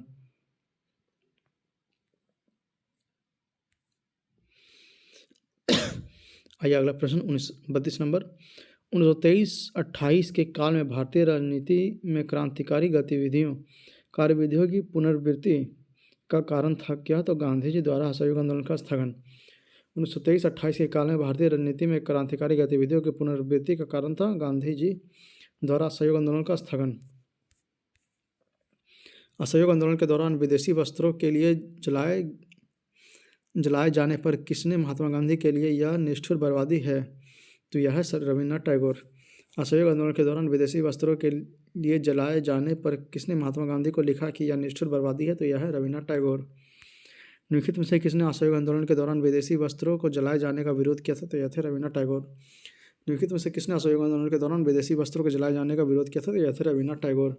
निम्नलिखित स्थानों में कौन असहयोग आंदोलन 1920-22 के दौरान स्थापित की गई थी? तो यह थे सी ऑप्शन 1, 2, 3, मतलब काशी विद्यापीठ, फिर गुजरात विद्यापीठ, फिर जामिया मिलिया। निम्नलिखित स्थानों में कौन सा असहयोग आंदोलन के दौरान स्थापित की गई थी? तो यह थे काशी विद्यापीठ, गुजरात विद्यापीठ और जामिया मिलिया। सी ऑप्शन 1, 2, 3। 1921-22 में असहयोग आंदोलन का मुख्य प्रतिफल था, क्या था? तो यह था हिंदू मुस्लिम एकता। 1921-22 में असहयोग आंदोलन का मुख्य प्रतिफल था हिंदू मुस्लिम एकता। निम्नलिखित में से किसका सुमेल नहीं है? तो इसमें 1885 में भारतीय राष्ट्रीय कांग्रेस की स्थापना, यह बिल्कुल सही है। 1905 बंगाल विभाजन, यह भी सही है। 1909 मार्ले मिंटो, यह भी सही है। 1930 असहयोग आंदोलन, यह गलत है, डी ऑप्शन इसमें गलत हो जाएगा। 1930 असहयोग आंदोलन। निम्नलिखित में से कौन सही सुमेलित है? तो बी ऑप्शन हो जाएगा। 1931 राजगुरु को फांसी, यह बिल्कुल सही है इसमें। निम्नलिखित में से कौन सही सुमेलित है? तो 1931 राजगुरु को फांसी, यह बिल्कुल सही है। यहाँ पे कथन कारण दिया हुआ है, महात्मा गांधी द्वारा 1922 में असहयोग आंदोलन स्थगित कर दिया गया, यह बिल्कुल सही है। इस स्थगन का CR दास एवं मोतीलाल नेहरू द्वारा विरोध किया गया, तो यह भी सही हो जाएगा, इसलिए इसका आंसर बी हो जाएगा। ए और बी दोनों सही है, परंतु RA का सही व्याख्या नहीं करता है। फिर से महात्मा गांधी द्वारा 1922 में असहयोग आंदोलन स्थगित कर दिया गया, यह बिल्कुल सही है। इस स्थगन का CR दास एवं मोतीलाल नेहरू द्वारा विरोध किया गया, यह भी बिल्कुल सही है, तो सी ऑप्शन हो जाएगा। ए और आर दोनों सही है। असहयोग आंदोलन के दौरान किसने पटना कॉलेज छोड़ा जबकि उनकी परीक्षा में केवल 20 दिन ही बचे थे? तो यह थे जयप्रकाश नारायण। असहयोग आंदोलन के दौरान किसने पटना कॉलेज छोड़ा जबकि उनकी परीक्षा में केवल 20 दिन ही बचे थे? तो यह थे जयप्रकाश नारायण। निम्न में से किसने असहयोग आंदोलन विरोधी सभा का स्थापना की? तो इसका आंसर 4 मार्क दिया हुआ है, आप लोग इसे विवरण बॉक्स में नीचे पढ़ सकते हैं। तो इसी के साथ 41 प्रश्न के साथ यह चैप्टर यहाँ पर समाप्त होता है। अब शुरू होगा समाजवादी पार्टी का गठन। तो आइए इसका पहला प्रश्न देखते हैं। भारत में स्वशासन स्वराज पार्टी की स्थापना निम्नलिखित कारणों में से एक अथवा अधिक के लिए की गई थी? तो इसका आंसर हो जाएगा बी, 1 और 2। तो गांधी जी द्वारा असहयोग आंदोलन वापस लेना, यह बिल्कुल सही है। और काउंसिलों में प्रवेश कर तथा उन्हें काम न करने देकर 1919 में भारत शासन अधिनियम का उच्छेदन करना, यह भी सही होगा। तो 1 और 2 इसमें सही होगा, बी ऑप्शन 1 और 2। फिर से देखते हैं, गांधी जी द्वारा असहयोग आंदोलन वापस लेना और काउंसिलों में प्रवेश कर तथा उन्हें काम न करने देकर 1919 के भारत शासन अधिनियम का उच्छेदन करना। दूसरा प्रश्न, निम्न में से किसने स्वराज पार्टी निर्माण करने के लिए कांग्रेस के अध्यक्ष पद से त्यागपत्र दिया था? तो यह थे CR दास। फिर से, निम्न में से किसने स्वराज पार्टी निर्माण करने के लिए कांग्रेस के अध्यक्ष पद से त्यागपत्र दिया था? तो यह थे CR दास। स्वराज पार्टी का गठन खाली स्थान की असफलता के बाद हुआ, तो यह था असहयोग आंदोलन। स्वराज पार्टी का गठन खाली स्थान की अध्यक्षता के असफलता के बाद हुआ था, तो यह था असहयोग आंदोलन। स्वराज दल की स्थापना असफलता के बाद हुई किसकी? तो यह थी असहयोग आंदोलन की। स्वराज दल की स्थापना असफलता के बाद हुई किसकी? तो असहयोग आंदोलन की। स्वराज पार्टी को संस्थापित किया था CR दास और मोतीलाल नेहरू ने। स्वराज पार्टी को स्थापित किया था किसने? तो CR दास और मोतीलाल नेहरू ने। 1923 में स्वराज पार्टी का गठन किसने किया था? तो यह थे CR दास और मोतीलाल नेहरू। 1923 में स्वराज पार्टी का गठन किसने किया था? तो CR दास और मोतीलाल नेहरू ने। स्वराज दल की स्थापना किसने की? तो यह थे चित्तरंजन दास और मोतीलाल नेहरू। स्वराज दल की स्थापना किसने की? तो चित्तरंजन दास और मोतीलाल नेहरू ने। निम्न से कौन स्वराज पार्टी के गठन से संबंधित थे? तो 8 का हो जाएगा, डी ऑप्शन 2 और 4, मतलब CR दास और मोतीलाल नेहरू। निम्न से कौन स्वराज पार्टी के गठन से संबंधित है? तो CR दास और मोतीलाल नेहरू। मोतीलाल नेहरू और CR दास द्वारा 1923 में गठित पार्टी का नाम क्या था? तो यह था स्वराज पार्टी। मोतीलाल नेहरू स्वराज दल के नेता थे, निम्न में से कौन दल में नहीं था? तो यह था D option C, Rajagopalachari. Motilal Nehru Swaraj दल के नेता थे, निम्न में से कौन दल में नहीं था? तो यह था C, राजगोपालाचारी। निम्न में से कौन एक स्वराज पार्टी से संबंधित नहीं थे? तो यह थे राजेंद्र प्रसाद। निम्न में से कौन एक स्वराज पार्टी से संबंधित नहीं थे? राजेंद्र प्रसाद नहीं थे। बाकी मोतीलाल नेहरू, सी आर दास और NC केलेकर संबंधित थे। बिहार में स्वराज दल का गठन किसने किया था? तो यह थे श्री कृष्ण सिंह। बिहार में स्वराज दल के गठन किसने किया था? तो यह थे श्री कृष्ण सिंह। निम्नलिखित घटनाओं का सही क्रम चुनिए।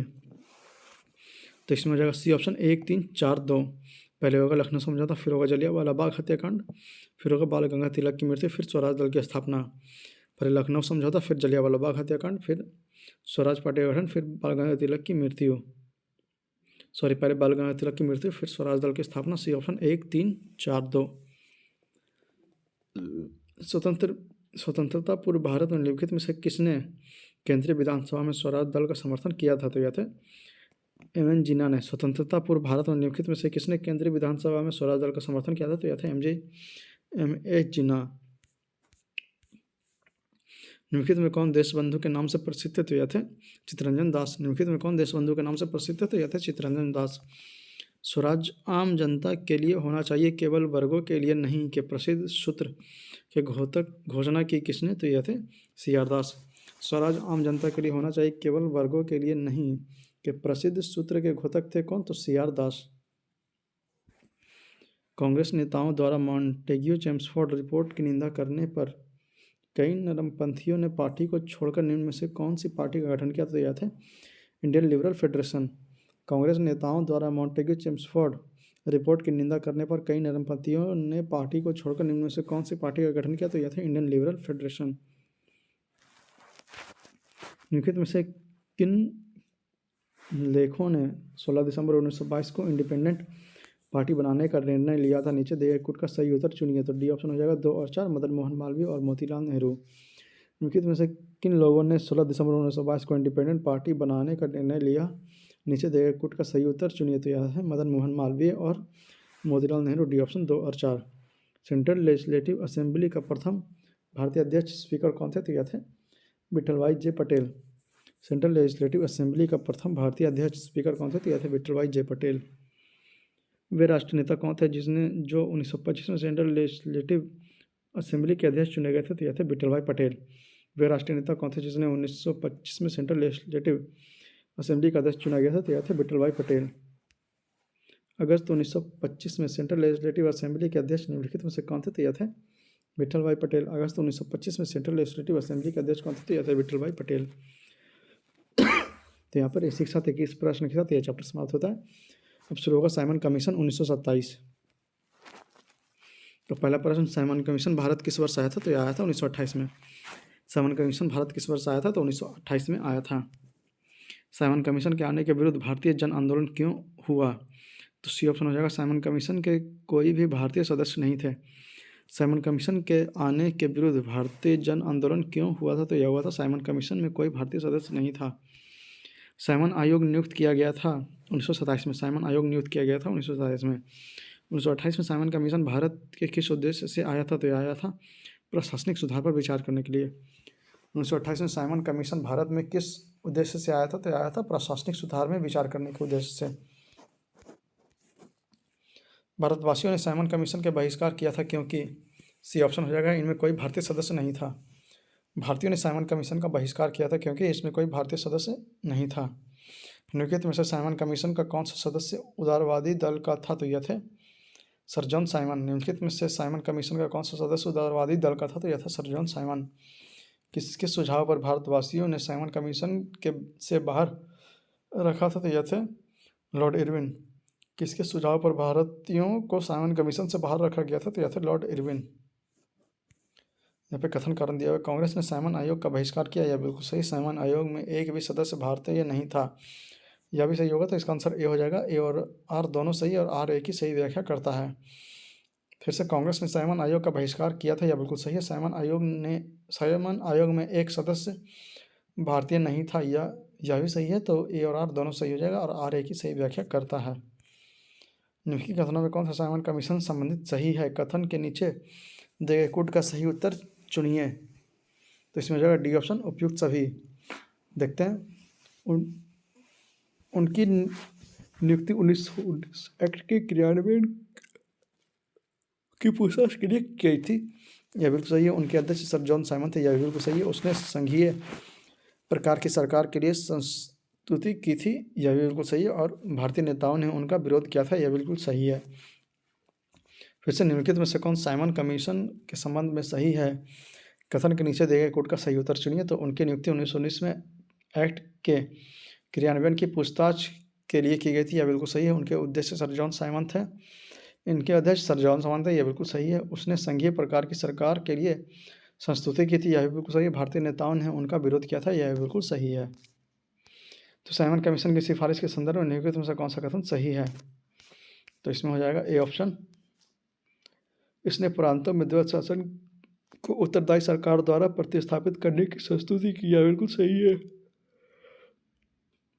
साइमन कमीशन की सिफारिशों के संदर्भ में निम्नलिखित में से कौन सा कथन सही है? तो इसने प्रांतों में द्वैत शासन को उत्तरदायी सरकार द्वारा प्रतिस्थापित करने की संस्तुति की। यह बिल्कुल सही है।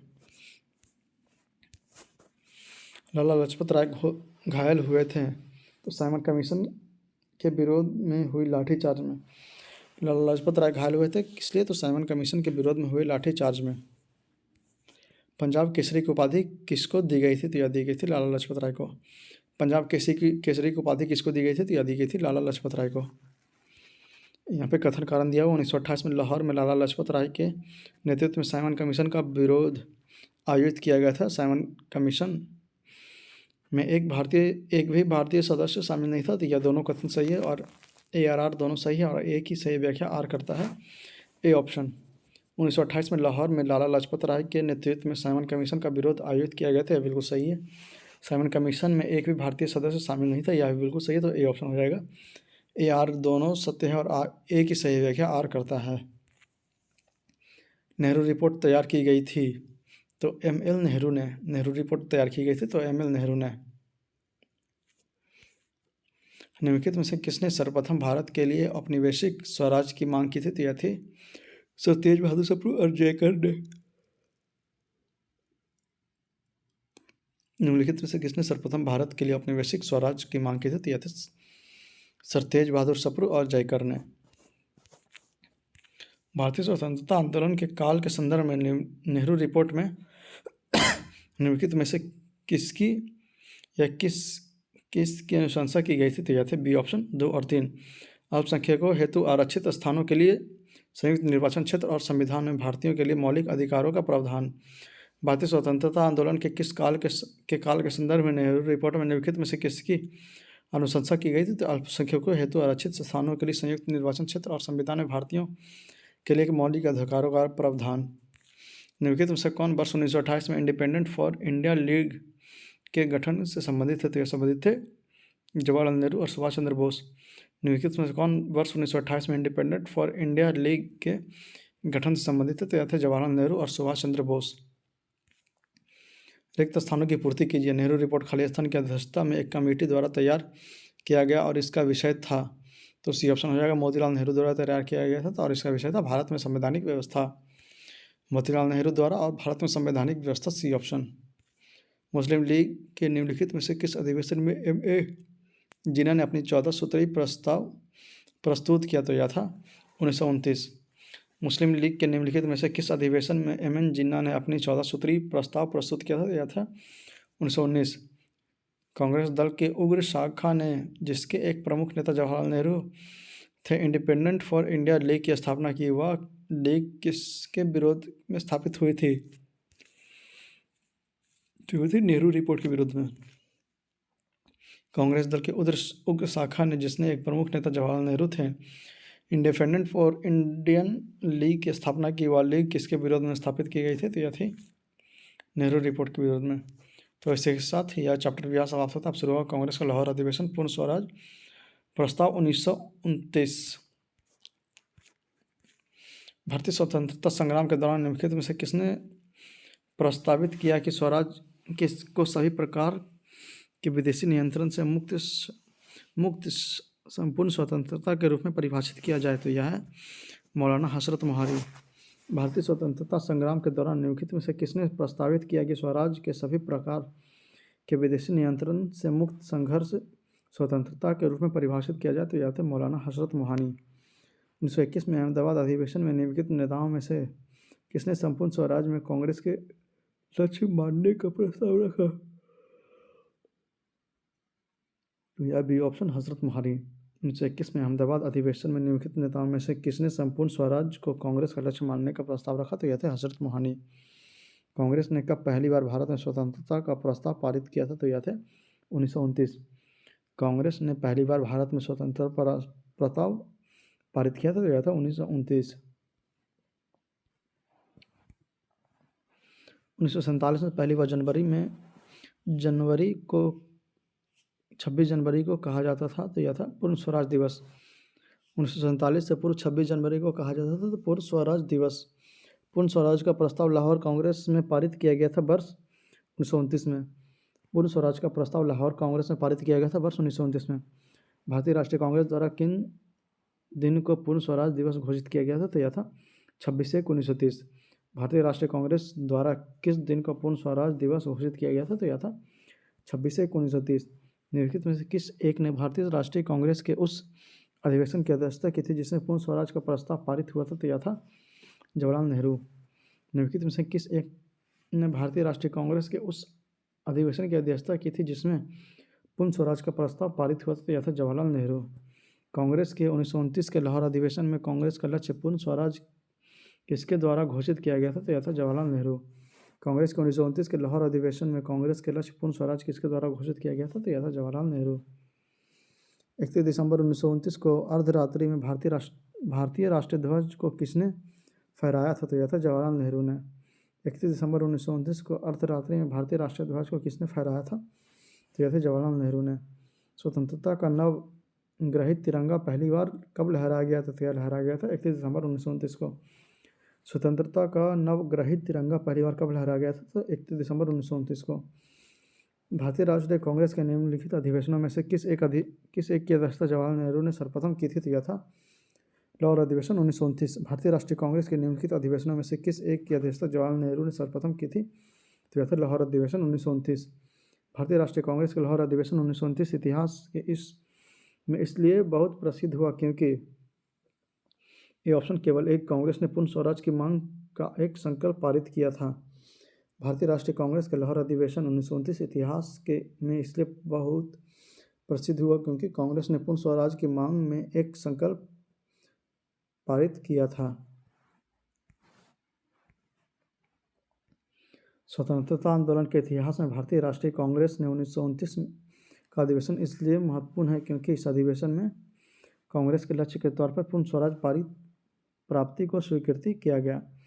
स्वतंत्रता आंदोलन के इतिहास में भारतीय राष्ट्रीय कांग्रेस ने 1929 के अधिवेशन इसलिए महत्वपूर्ण है क्योंकि इस अधिवेशन में कांग्रेस के लक्ष्य के तौर पर पूर्ण स्वराज प्राप्ति को स्वीकृत किया गया। निम्नलिखित भारतीय राष्ट्रीय कांग्रेस के अधिवेशनों में से किसमें कांग्रेस का लक्ष्य पूर्ण स्वराज घोषित किया गया? तो यह था लाहौर अधिवेशन। निम्नलिखित भारतीय राष्ट्रीय कांग्रेस के अधिवेशन में से किसने कांग्रेस के लक्ष्य पूर्ण स्वराज को घोषित किया था? तो यह था लाहौर अधिवेशन। कांग्रेस ने पूर्ण स्वराज की घोषणा सबसे पहले कहाँ की थी? तो यह थी लाहौर। कांग्रेस ने पूर्ण स्वराज की घोषणा सबसे पहले कहाँ की थी? तो यह थी लाहौर। भारतीय राष्ट्रीय कांग्रेस के लाहौर अधिवेशन 1929 में अध्यक्ष थे कौन? तो यह था जवाहरलाल नेहरू। भारतीय राष्ट्रीय कांग्रेस के लाहौर अधिवेशन में 1929 में अध्यक्ष थे कौन? तो यह थे जवाहरलाल नेहरू। निम्नलिखित में से कौन 1929 में कांग्रेस के लाहौर अधिवेशन में पारित संकल्प में शामिल नहीं था? तो यह थे डी ऑप्शन अस्पृश्यता उन्मूलन। निम्नलिखित में से कौन 1929 में कांग्रेस के लाहौर अधिवेशन में पारित संकल्प में शामिल नहीं था? तो अस्पृश्यता उन्मूलन। बाकी भारत की विदेश नीति की घोषणा संबंधित थे। पूर्ण स्वराज का लक्ष्य भी घोषित था और सविनय अवज्ञा आंदोलन प्रारंभ करने की तैयारी भी घोषित थी। पूर्ण स्वराज संकल्प को भारतीय राष्ट्रीय कांग्रेस के लाहौर अधिवेशन में किसने प्रस्तुत किया? तो यह थे JL नेहरू। तो इसी के साथ यह चैप्टर यहाँ पे समाप्त होता है। अब शुरू होगा सविनय अवज्ञा आंदोलन। तो पहला प्रश्न, किस कांग्रेस सत्र ने कार्यकारी कमेटी को सविनय अवज्ञा आंदोलन प्रारंभ करने का अधिकार दिया था? तो यह थे लाहौर सत्र। किस कांग्रेस सत्र ने कार्यकारी कमेटी को सविनय अवज्ञा आंदोलन प्रारंभ करने का अधिकार दिया था? तो यह था लाहौर अधिवेशन। लाहौर सत्र। दांडी यात्रा के साथ निम्नलिखित में से क्या प्रारंभ हुआ? तो यह प्रारंभ हुआ सविनय अवज्ञा आंदोलन।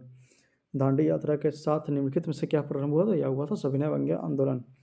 दांडी यात्रा हुई थी कब? तो 1930 में दांडी यात्रा हुई थी 1930 में। सविनय अवज्ञा आंदोलन के रूप में गांधी जी ने दांडी मार्च प्रारंभ किया था कब? तो 12 मार्च 1930 को।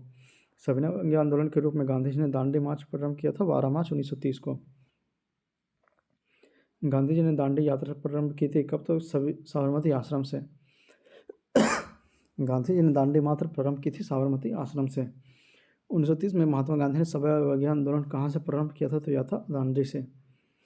महात्मा गांधी ने सविनय अवज्ञा आंदोलन कहाँ से प्रारंभ किया था? तो यह था दांडी से। निम्नलिखित प्रांतों में से किस प्रांत के सत्याग्रहियों की संख्या महात्मा गांधी के दांडी कूच में सर्वाधिक थी? तो यह थी गुजरात। निम्नलिखित प्रांत में से किस प्रांत में सत्याग्रहियों की संख्या महात्मा गांधी के दांडी कूच में सर्वाधिक थी? तो यह थी गुजरात। निम्न में से किसने महात्मा गांधी के नमक आंदोलन में भाग लिया था? तो यह थे उपयुक्त सभी, मतलब सरोजिनी नायडू, राजकुमारी अमृत कौर और कमला देवी चट्टोपाध्याय संबंधित है। तो डी ऑप्शन उपयुक्त सभी। निम्नलिखित में से किस आंदोलन में महात्मा गांधी की भागीदारी सर्वाधिक मानी जाती है? तो यह है बी ऑप्शन, नमक सत्याग्रह। निम्नलिखित में से किस आंदोलन में महात्मा गांधी की भागीदारी सर्वाधिक मानी जाती है? तो बी ऑप्शन, नमक सत्याग्रह। महात्मा गांधी ने 1930 के सविनय अवज्ञा आंदोलन का आरंभ किया था दांडी से। महात्मा गांधी ने 1930 में सविनय अवज्ञा आंदोलन का आरंभ किया था दांडी से। सविनय अवज्ञा आंदोलन शुरू हुआ था कहाँ से? तो दांडी मार्च के बाद। सविनय अवज्ञा आंदोलन शुरू हुआ था दांडी मार्च के बाद। दांडी मार्च शुरू किया गया था नमक कानून तोड़ने हेतु। दांडी मार्च शुरू किया गया था नमक कानून तोड़ने हेतु। ऐतिहासिक दांडी मार्च का संबंध है किससे? तो यह है नमक कानून को तोड़ने से। ऐतिहासिक दांडी मार्च का संबंध किससे? तो नमक कानून तोड़ने से। दांडी यात्रा कितने दिन चली थी? तो यह चली थी 24 दिन। दांडी यात्रा कितने दिन चली थी? तो 24 दिन चली थी। सबसे पहले कौन सी घटना घटी? तो यह हुई थी साइमन कमीशन का आगमन। सबसे पहले कौन सी घटना घटी थी? तो साइमन कमीशन का आगमन हुआ था। यहाँ पे डेट दिया हुआ, आप लोग चाहे तो नोट कर सकते हैं। भारतीय इतिहास में 6 अप्रैल 1930 की तिथि जानी जाती है महात्मा गांधी द्वारा दांडी मार्च हेतु। भारतीय इतिहास में 6 अप्रैल 1930 की तिथि जानी जाती है तो महात्मा गांधी द्वारा दांडी मार्च हेतु। यहाँ पे कथन कारण दिया हुआ, महात्मा गांधी द्वारा नमक आंदोलन वर्ष 1930 में चलाया गया था। यह बिल्कुल सही है। महात्मा गांधी के उद्देश्य था कि गरीबों को नमक मुफ्त उपलब्ध हो।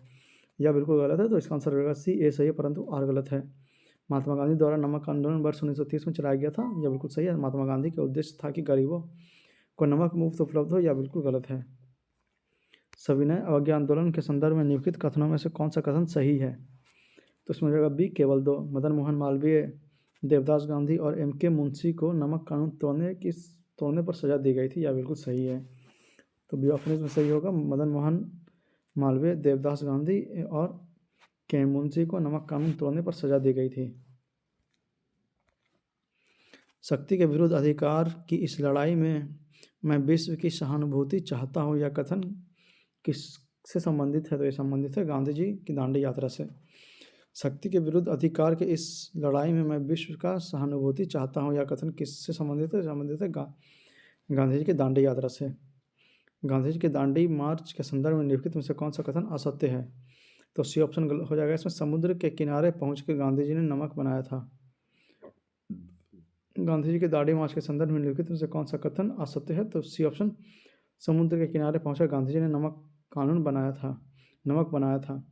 यह साबरमती आश्रम से दांडी ग्राम तक का रास्ता, यह बिल्कुल सही है। नमक कर का विरोध करना इसलिए विशेष प्रयोजन था, यह बिल्कुल सही है। और यह पूरी तरह से पैदल मार्च था, यह बिल्कुल सही है। तो सी ऑप्शन इसमें गलत हो जाएगा। निम्नलिखित में से कौन सा कथन महात्मा गांधी की दांडी यात्रा के विषय में असत्य है? तो यह पूर्णतः एक पैदल यात्रा थी, यह बिल्कुल सही। साबरमती आश्रम से आरंभ होकर इसका समापन दांडी में हुआ था, यह भी बिल्कुल सही है। साबरमती आश्रम से शुरू होकर समूची यात्रा 24 दिन तक पूरी हुई थी, यह बिल्कुल सही है। और इसकी शुरुआत 15 मार्च 1930 को की गई थी, यह गलत है। तो डी ऑप्शन इसमें हो जाएगा। इसकी शुरुआत 15 मार्च 1930 से की गई थी, यह बिल्कुल गलत ऑप्शन है। नमक सत्याग्रह के समय गांधी जी को गिरफ्तार हो जाने के बाद आंदोलन का नेता के रूप में उनके स्थान किसने लिया था? तो यह थे अब्बास तैयब जी ने। नमक सत्याग्रह के समय गांधी जी के गिरफ्तार हो जाने के बाद आंदोलन का नेता के रूप में उनका स्थान किसने लिया था? तो यह थे अब्बास तैयब जी। महात्मा गांधी धरसना नमक गोदाम पर कांग्रेस कार्यकर्ताओं के धावे के समय कहाँ थे? तो यह थे यरवदा जेल में। महात्मा गांधी धरसना नमक गोदाम पर कांग्रेस कार्यकर्ताओं के धावे के समय कहाँ थे? तो यह थे यरवदा जेल में। आचार्य विनोबा भावे किस आंदोलन में भाग लेने के लिए प्रथम बार गिरफ्तार हुए थे? तो यह थे सविनय अवज्ञा आंदोलन। आचार्य विनोबा भावे किस आंदोलन में भाग लेने के लिए प्रथम बार गिरफ्तार हुए थे? तो यह थे सविनय अवज्ञा आंदोलन। गांधी जी ने जिस विदेशी पत्रकार को दांडी मार्च के समय अपने साबरमती आश्रम में ठहराया था वह थे वेब मिलर। गांधी जी ने जिस विदेशी पत्रकार को दांडी मार्च के समय अपने साबरमती आश्रम में ठहराया था वह थे वेब मिलर। उस विदेशी पत्रकार का नाम बताइए जिसने धरसना साल्ट वर्क्स पर सत्याग्रह के बारे में समाचार लिखा। तो यह थे वेब मिलर। उस विदेशी पत्रकार का नाम बताइए जिसने धरसना सॉल्ट वर्क्स पर सत्याग्रह के बारे में समाचार लिखा। तो यह थे वेब मिलर। निम्नलिखित में से कौन दांडी मार्च में महात्मा गांधी के साथ थे? तो यह थे वेब मिलर। निम्नलिखित में से कौन महात्मा गांधी दांडी मार्च के साथ दांडी मार्च में महात्मा गांधी के साथ है? तो यह थे वेब मिलर। इनमें से किसने अप्रैल 1930 में नमक कानून तोड़ने के लिए तंजौर तट पर एक अभियान संगठित किया? तो यह थे सी राजगोपालाचारी। इनमें से कौन अप्रैल 1930 में नमक कानून तोड़ने के लिए तंजौर तट पर एक अभियान संगठित किया था? तो यह थे सी राजगोपालाचारी। भारतीय स्वाधीनता संघर्ष के दौरान रेड शर्ट्स के नाम से भी पहचाने जाने वाले खुदाई खिदमतगार ने आह्वान किया था? तो डी ऑप्शन पठान क्षेत्रीय राष्ट्रवादी एकता का और उपनिवेशवाद के विरुद्ध संघर्ष का। भारतीय स्वाधीनता संघर्ष के दौरान रेड शर्ट के नाम से भी पहचाने जाने वाले खुदाई खिदमतगारों ने आह्वान किया किसका? तो पठानी क्षेत्र राष्ट्रवादी एकता का और उपनिवेशवाद के विरुद्ध संघर्ष का। लाल कुर्ती दल संगठित किया गया था तो अंग्रेजों को निकालने के लिए। लाल कुर्ती दल संगठित किया गया था किसके लिए? तो अंग्रेजों को निकालने के लिए। लाल कुर्ती आंदोलन के नेता थे कौन? तो यह थे खान अब्दुल गफ्फार खां। लाल कुर्ती आंदोलन के नेता कौन थे? तो यह थे खान अब्दुल गफ्फार खां। 1929 में खुदाई खिदमतगार को किसने संगठित किया था? तो यह थे अबुल गफ्फार खां। 1929 में खुदाई खिदमतगार को किसने संगठित किया था? तो यह थे अबुल गफ्फार खां। गढ़वाल रेजिमेंट के सैनिकों ने प्रदर्शनकारियों पर गोली चलाने से इनकार कर दिया था सविनय अवज्ञा आंदोलन में। गढ़वाल रेजिमेंट के सैनिकों ने प्रदर्शनकारियों पर गोली चलाने से इनकार कर दिया था सविनय अवज्ञा आंदोलन में। सन 1930 में अंग्रेज सरकार के विरुद्ध प्रसिद्ध पेशावर कांड का नायक था कौन? तो यह थे वीरचंद्र सिंह गढ़वाली। सन 1930 में अंग्रेज सरकार के विरुद्ध प्रसिद्ध पेशावर कांड का नायक कौन था? तो यह था वीरचंद्र सिंह गढ़वाली। जयंत रंग आंदोलन कहाँ प्रारंभ हुआ था? यह प्रारंभ हुआ था मणिपुर में। जयंत रंग आंदोलन कहाँ प्रारंभ हुआ था? यह प्रारंभ हुआ था मणिपुर में। बेगूसराय में चौकीदारी टैक्स के विरुद्ध आंदोलन का एक हिस्सा था किसका? तो सविनय अवज्ञा आंदोलन का। बेगूसराय के चौकीदारी टैक्स के विरुद्ध आंदोलन एक हिस्सा था किसका? तो सविनय अवज्ञा आंदोलन का। सविनय अवज्ञा आंदोलन सिविल डिसोबीडियंस मूवमेंट की असफलता के बाद गांधी जी ने महत्व दिया किसे? तो याद दिया था रचनात्मक कार्यों को। सविनय अवज्ञा आंदोलन सिविल डिसोबीडियंस मूवमेंट की असफलता के बाद गांधी जी ने महत्व दिया था किसे? तो रचनात्मक कार्य को। प्रभावती देवी किस क्षेत्र की स्वतंत्रता संग्राम सेनानी थी? तो यह थी पटना से। प्रभावती देवी किस क्षेत्र की स्वतंत्रता संग्राम सेनानी थी? तो यह थी पटना से। तो इसी के साथ हमारा यह अध्याय यहाँ पे समाप्त होता है।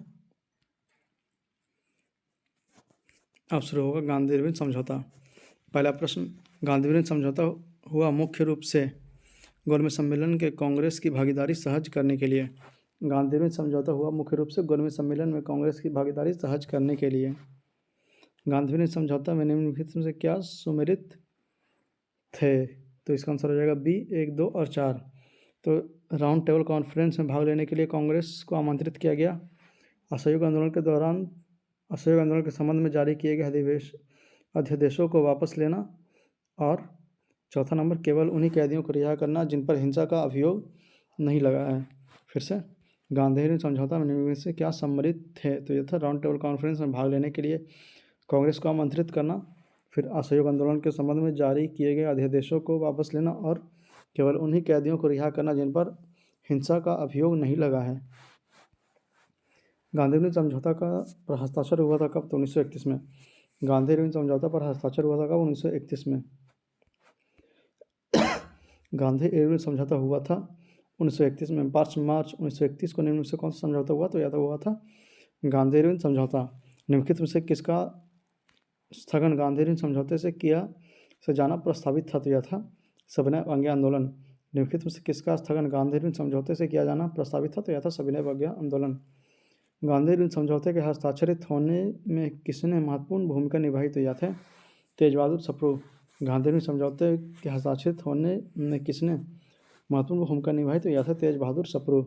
गांधी इरविन समझौते में किसने मध्यस्थता की भूमिका निभाई? तो यह थे तेज बहादुर सप्रू। गांधी इरविन समझौते में किसने महत्वपूर्ण मध्यस्थता की भूमिका निभाई? तो यह थे तेज बहादुर सप्रू। निम्नलिखित व्यक्तियों में से किसने गांधी इरविन तथा गांधी को दो महात्मा कहा? तो यह थे सरोजिनी नायडू। निम्नलिखित व्यक्तियों में से किसने इरविन तथा गांधी को दो महात्मा कहा? तो यह थे सरोजिनी नायडू। निम्नलिखित में से किसने गांधी इरविन समझौता में महात्मा गांधी के लाभ को सांत्वना पुरस्कार कहा था? तो यह थे एलन कैंपबेल जॉनसन। निम्नलिखित में से किसने गांधी इरविन समझौते में महात्मा गांधी के लाभ को सांत्वना पुरस्कार कहा? तो यह थे एलन कैंपबेल जॉनसन। तो इसी के साथ यह चैप्टर यहाँ पर समाप्त होता है। अब शुरू हुआ कांग्रेस का कराची अधिवेशन 1931। निम्नलिखित में से किसने भारतीय राष्ट्रीय कांग्रेस की कराची अधिवेशन का सभापतित्व किया था? तो यह थे वल्लभ भाई पटेल। निम्नलिखित में से किसने भारतीय राष्ट्रीय कांग्रेस के कराची अधिवेशन का सभापतित्व किया था? तो यह थे वल्लभ भाई पटेल। 1931 में भारतीय राष्ट्रीय कांग्रेस के कराची अधिवेशन के लिए जिसकी अध्यक्षता सरदार वल्लभ भाई पटेल कर रहे थे, किसने मूल अधिकारों तथा आर्थिक कार्यक्रमों पर संकल्प पारित प्रस्तुत किया था? तो यह थे बी पंडित जवाहरलाल नेहरू। 1931 में भारतीय राष्ट्रीय कांग्रेस के कराची अधिवेशन के लिए जिसकी अध्यक्षता सरदार पटेल कर रहे थे, किसने मूल अधिकारों तथा आर्थिक कार्यक्रम का संकल्प प्रस्तुत किया था? तो यह थे पंडित जवाहरलाल नेहरू। निम्नलिखित में से किसने भारतीय राष्ट्रीय कांग्रेस का कराची अधिवेशन 1931 में महात्मा गांधी को लोकप्रिय और समाज की प्रकाष्ठा माना है? तो यह है एस.सी. बोस। निम्नलिखित में से किसने भारतीय राष्ट्रीय कांग्रेस के कराची अधिवेशन 1931 में महात्मा गांधी को लोकप्रिय और सम्मान की परिकाष्ठा माना है? तो यह है एस.सी. बोस। भारतीय स्वाधीनता संघर्ष से संबंधित निम्नलिखित घटनाओं में उनके सही क्रम में रखकर सही को चुनिए। तो इसमें सी ऑप्शन हो जाएगा 4-3-2-1। पहले हो जाएगा गांधी इरविन समझौता, फिर भगत सिंह की फांसी, फिर हो जाएगा भारतीय राष्ट्रीय कांग्रेस के कराची अधिवेशन, फिर द्वितीय गोलमेज सम्मेलन। C option 4-3-2-1। फिर से पहले गांधी इरविन समझौता, फिर भगत सिंह की फांसी, फिर भारतीय राष्ट्रीय कांग्रेस का कराची अधिवेशन, फिर द्वितीय गोलमेज सम्मेलन। भारतीय राष्ट्रीय आंदोलन के संबंधित निम्नलिखित घटनाओं को पढ़ें। तो कालानुक्रम नीचे दिए गए कूट का पता करें। तो यह ए ऑप्शन हो जाएगा 3-2-1। पहले गांधी इरविन समझौता, फिर राजगुरु को फांसी, फिर भारतीय राष्ट्रीय कांग्रेस का कराची अधिवेशन। पहले गांधी इरविन समझौता, फिर राजगुरु को फांसी, फिर भारतीय राष्ट्रीय कांग्रेस का कराची अधिवेशन। भारतीय स्वाधीनता संग्राम से संबंधित निम्नलिखित घटनाओं पर विचार कीजिए। नीचे दिए गए कूट से घटनाओं का सही कालानुक्रम पता करें। तो इसमें हो जाएगा डी ऑप्शन 1-3-2-4। पहले जाएगा गांधी इरविन समझौता, फिर भगत सिंह की फांसी, फिर भारतीय राष्ट्रीय कांग्रेस का कराची अधिवेशन, फिर पूना समझौता। D option 1-3-2-4। पहले गांधी इरविन समझौता, फिर भगत सिंह को फांसी, फिर हो जाएगा भारतीय राष्ट्रीय कांग्रेस की कराची अधिवेशन, फिर पूना समझौता। तो इसी के साथ यह चैप्टर भी यहाँ पे समाप्त होता है और इसी के साथ हम इस वीडियो को यहाँ पे समाप्त करेंगे। तो आपसे अनुरोध है कि अगर आप लोग हमारे चैनल पे अभी तक बने हुए हैं और हमारे चैनल को अभी तक सब्सक्राइब नहीं किया तो प्लीज़ सब्सक्राइब करके हमें सपोर्ट करो। इस वीडियो को ज़्यादा से ज़्यादा बार देखें ताकि आपको अधिक से अधिक रिवीजन हो सके, और इस वीडियो को ज़्यादा से ज़्यादा शेयर कीजिए ताकि आप जैसे और भी सभी जो आपके मित्र, दोस्त, सहपाठी, परिवार में या और भी कई लोग होंगे उनको इस वीडियो से सपोर्ट मिल सके, सहयोग मिल सके। और इस वीडियो में बने रहिए और आगे के वीडियो देखते रहिए। तब तक के लिए धन्यवाद। मिलते हैं आपसे। जय हिंद, जय भारत। पढ़ते रहिए, स्वस्थ रहिए, मस्त रहिए।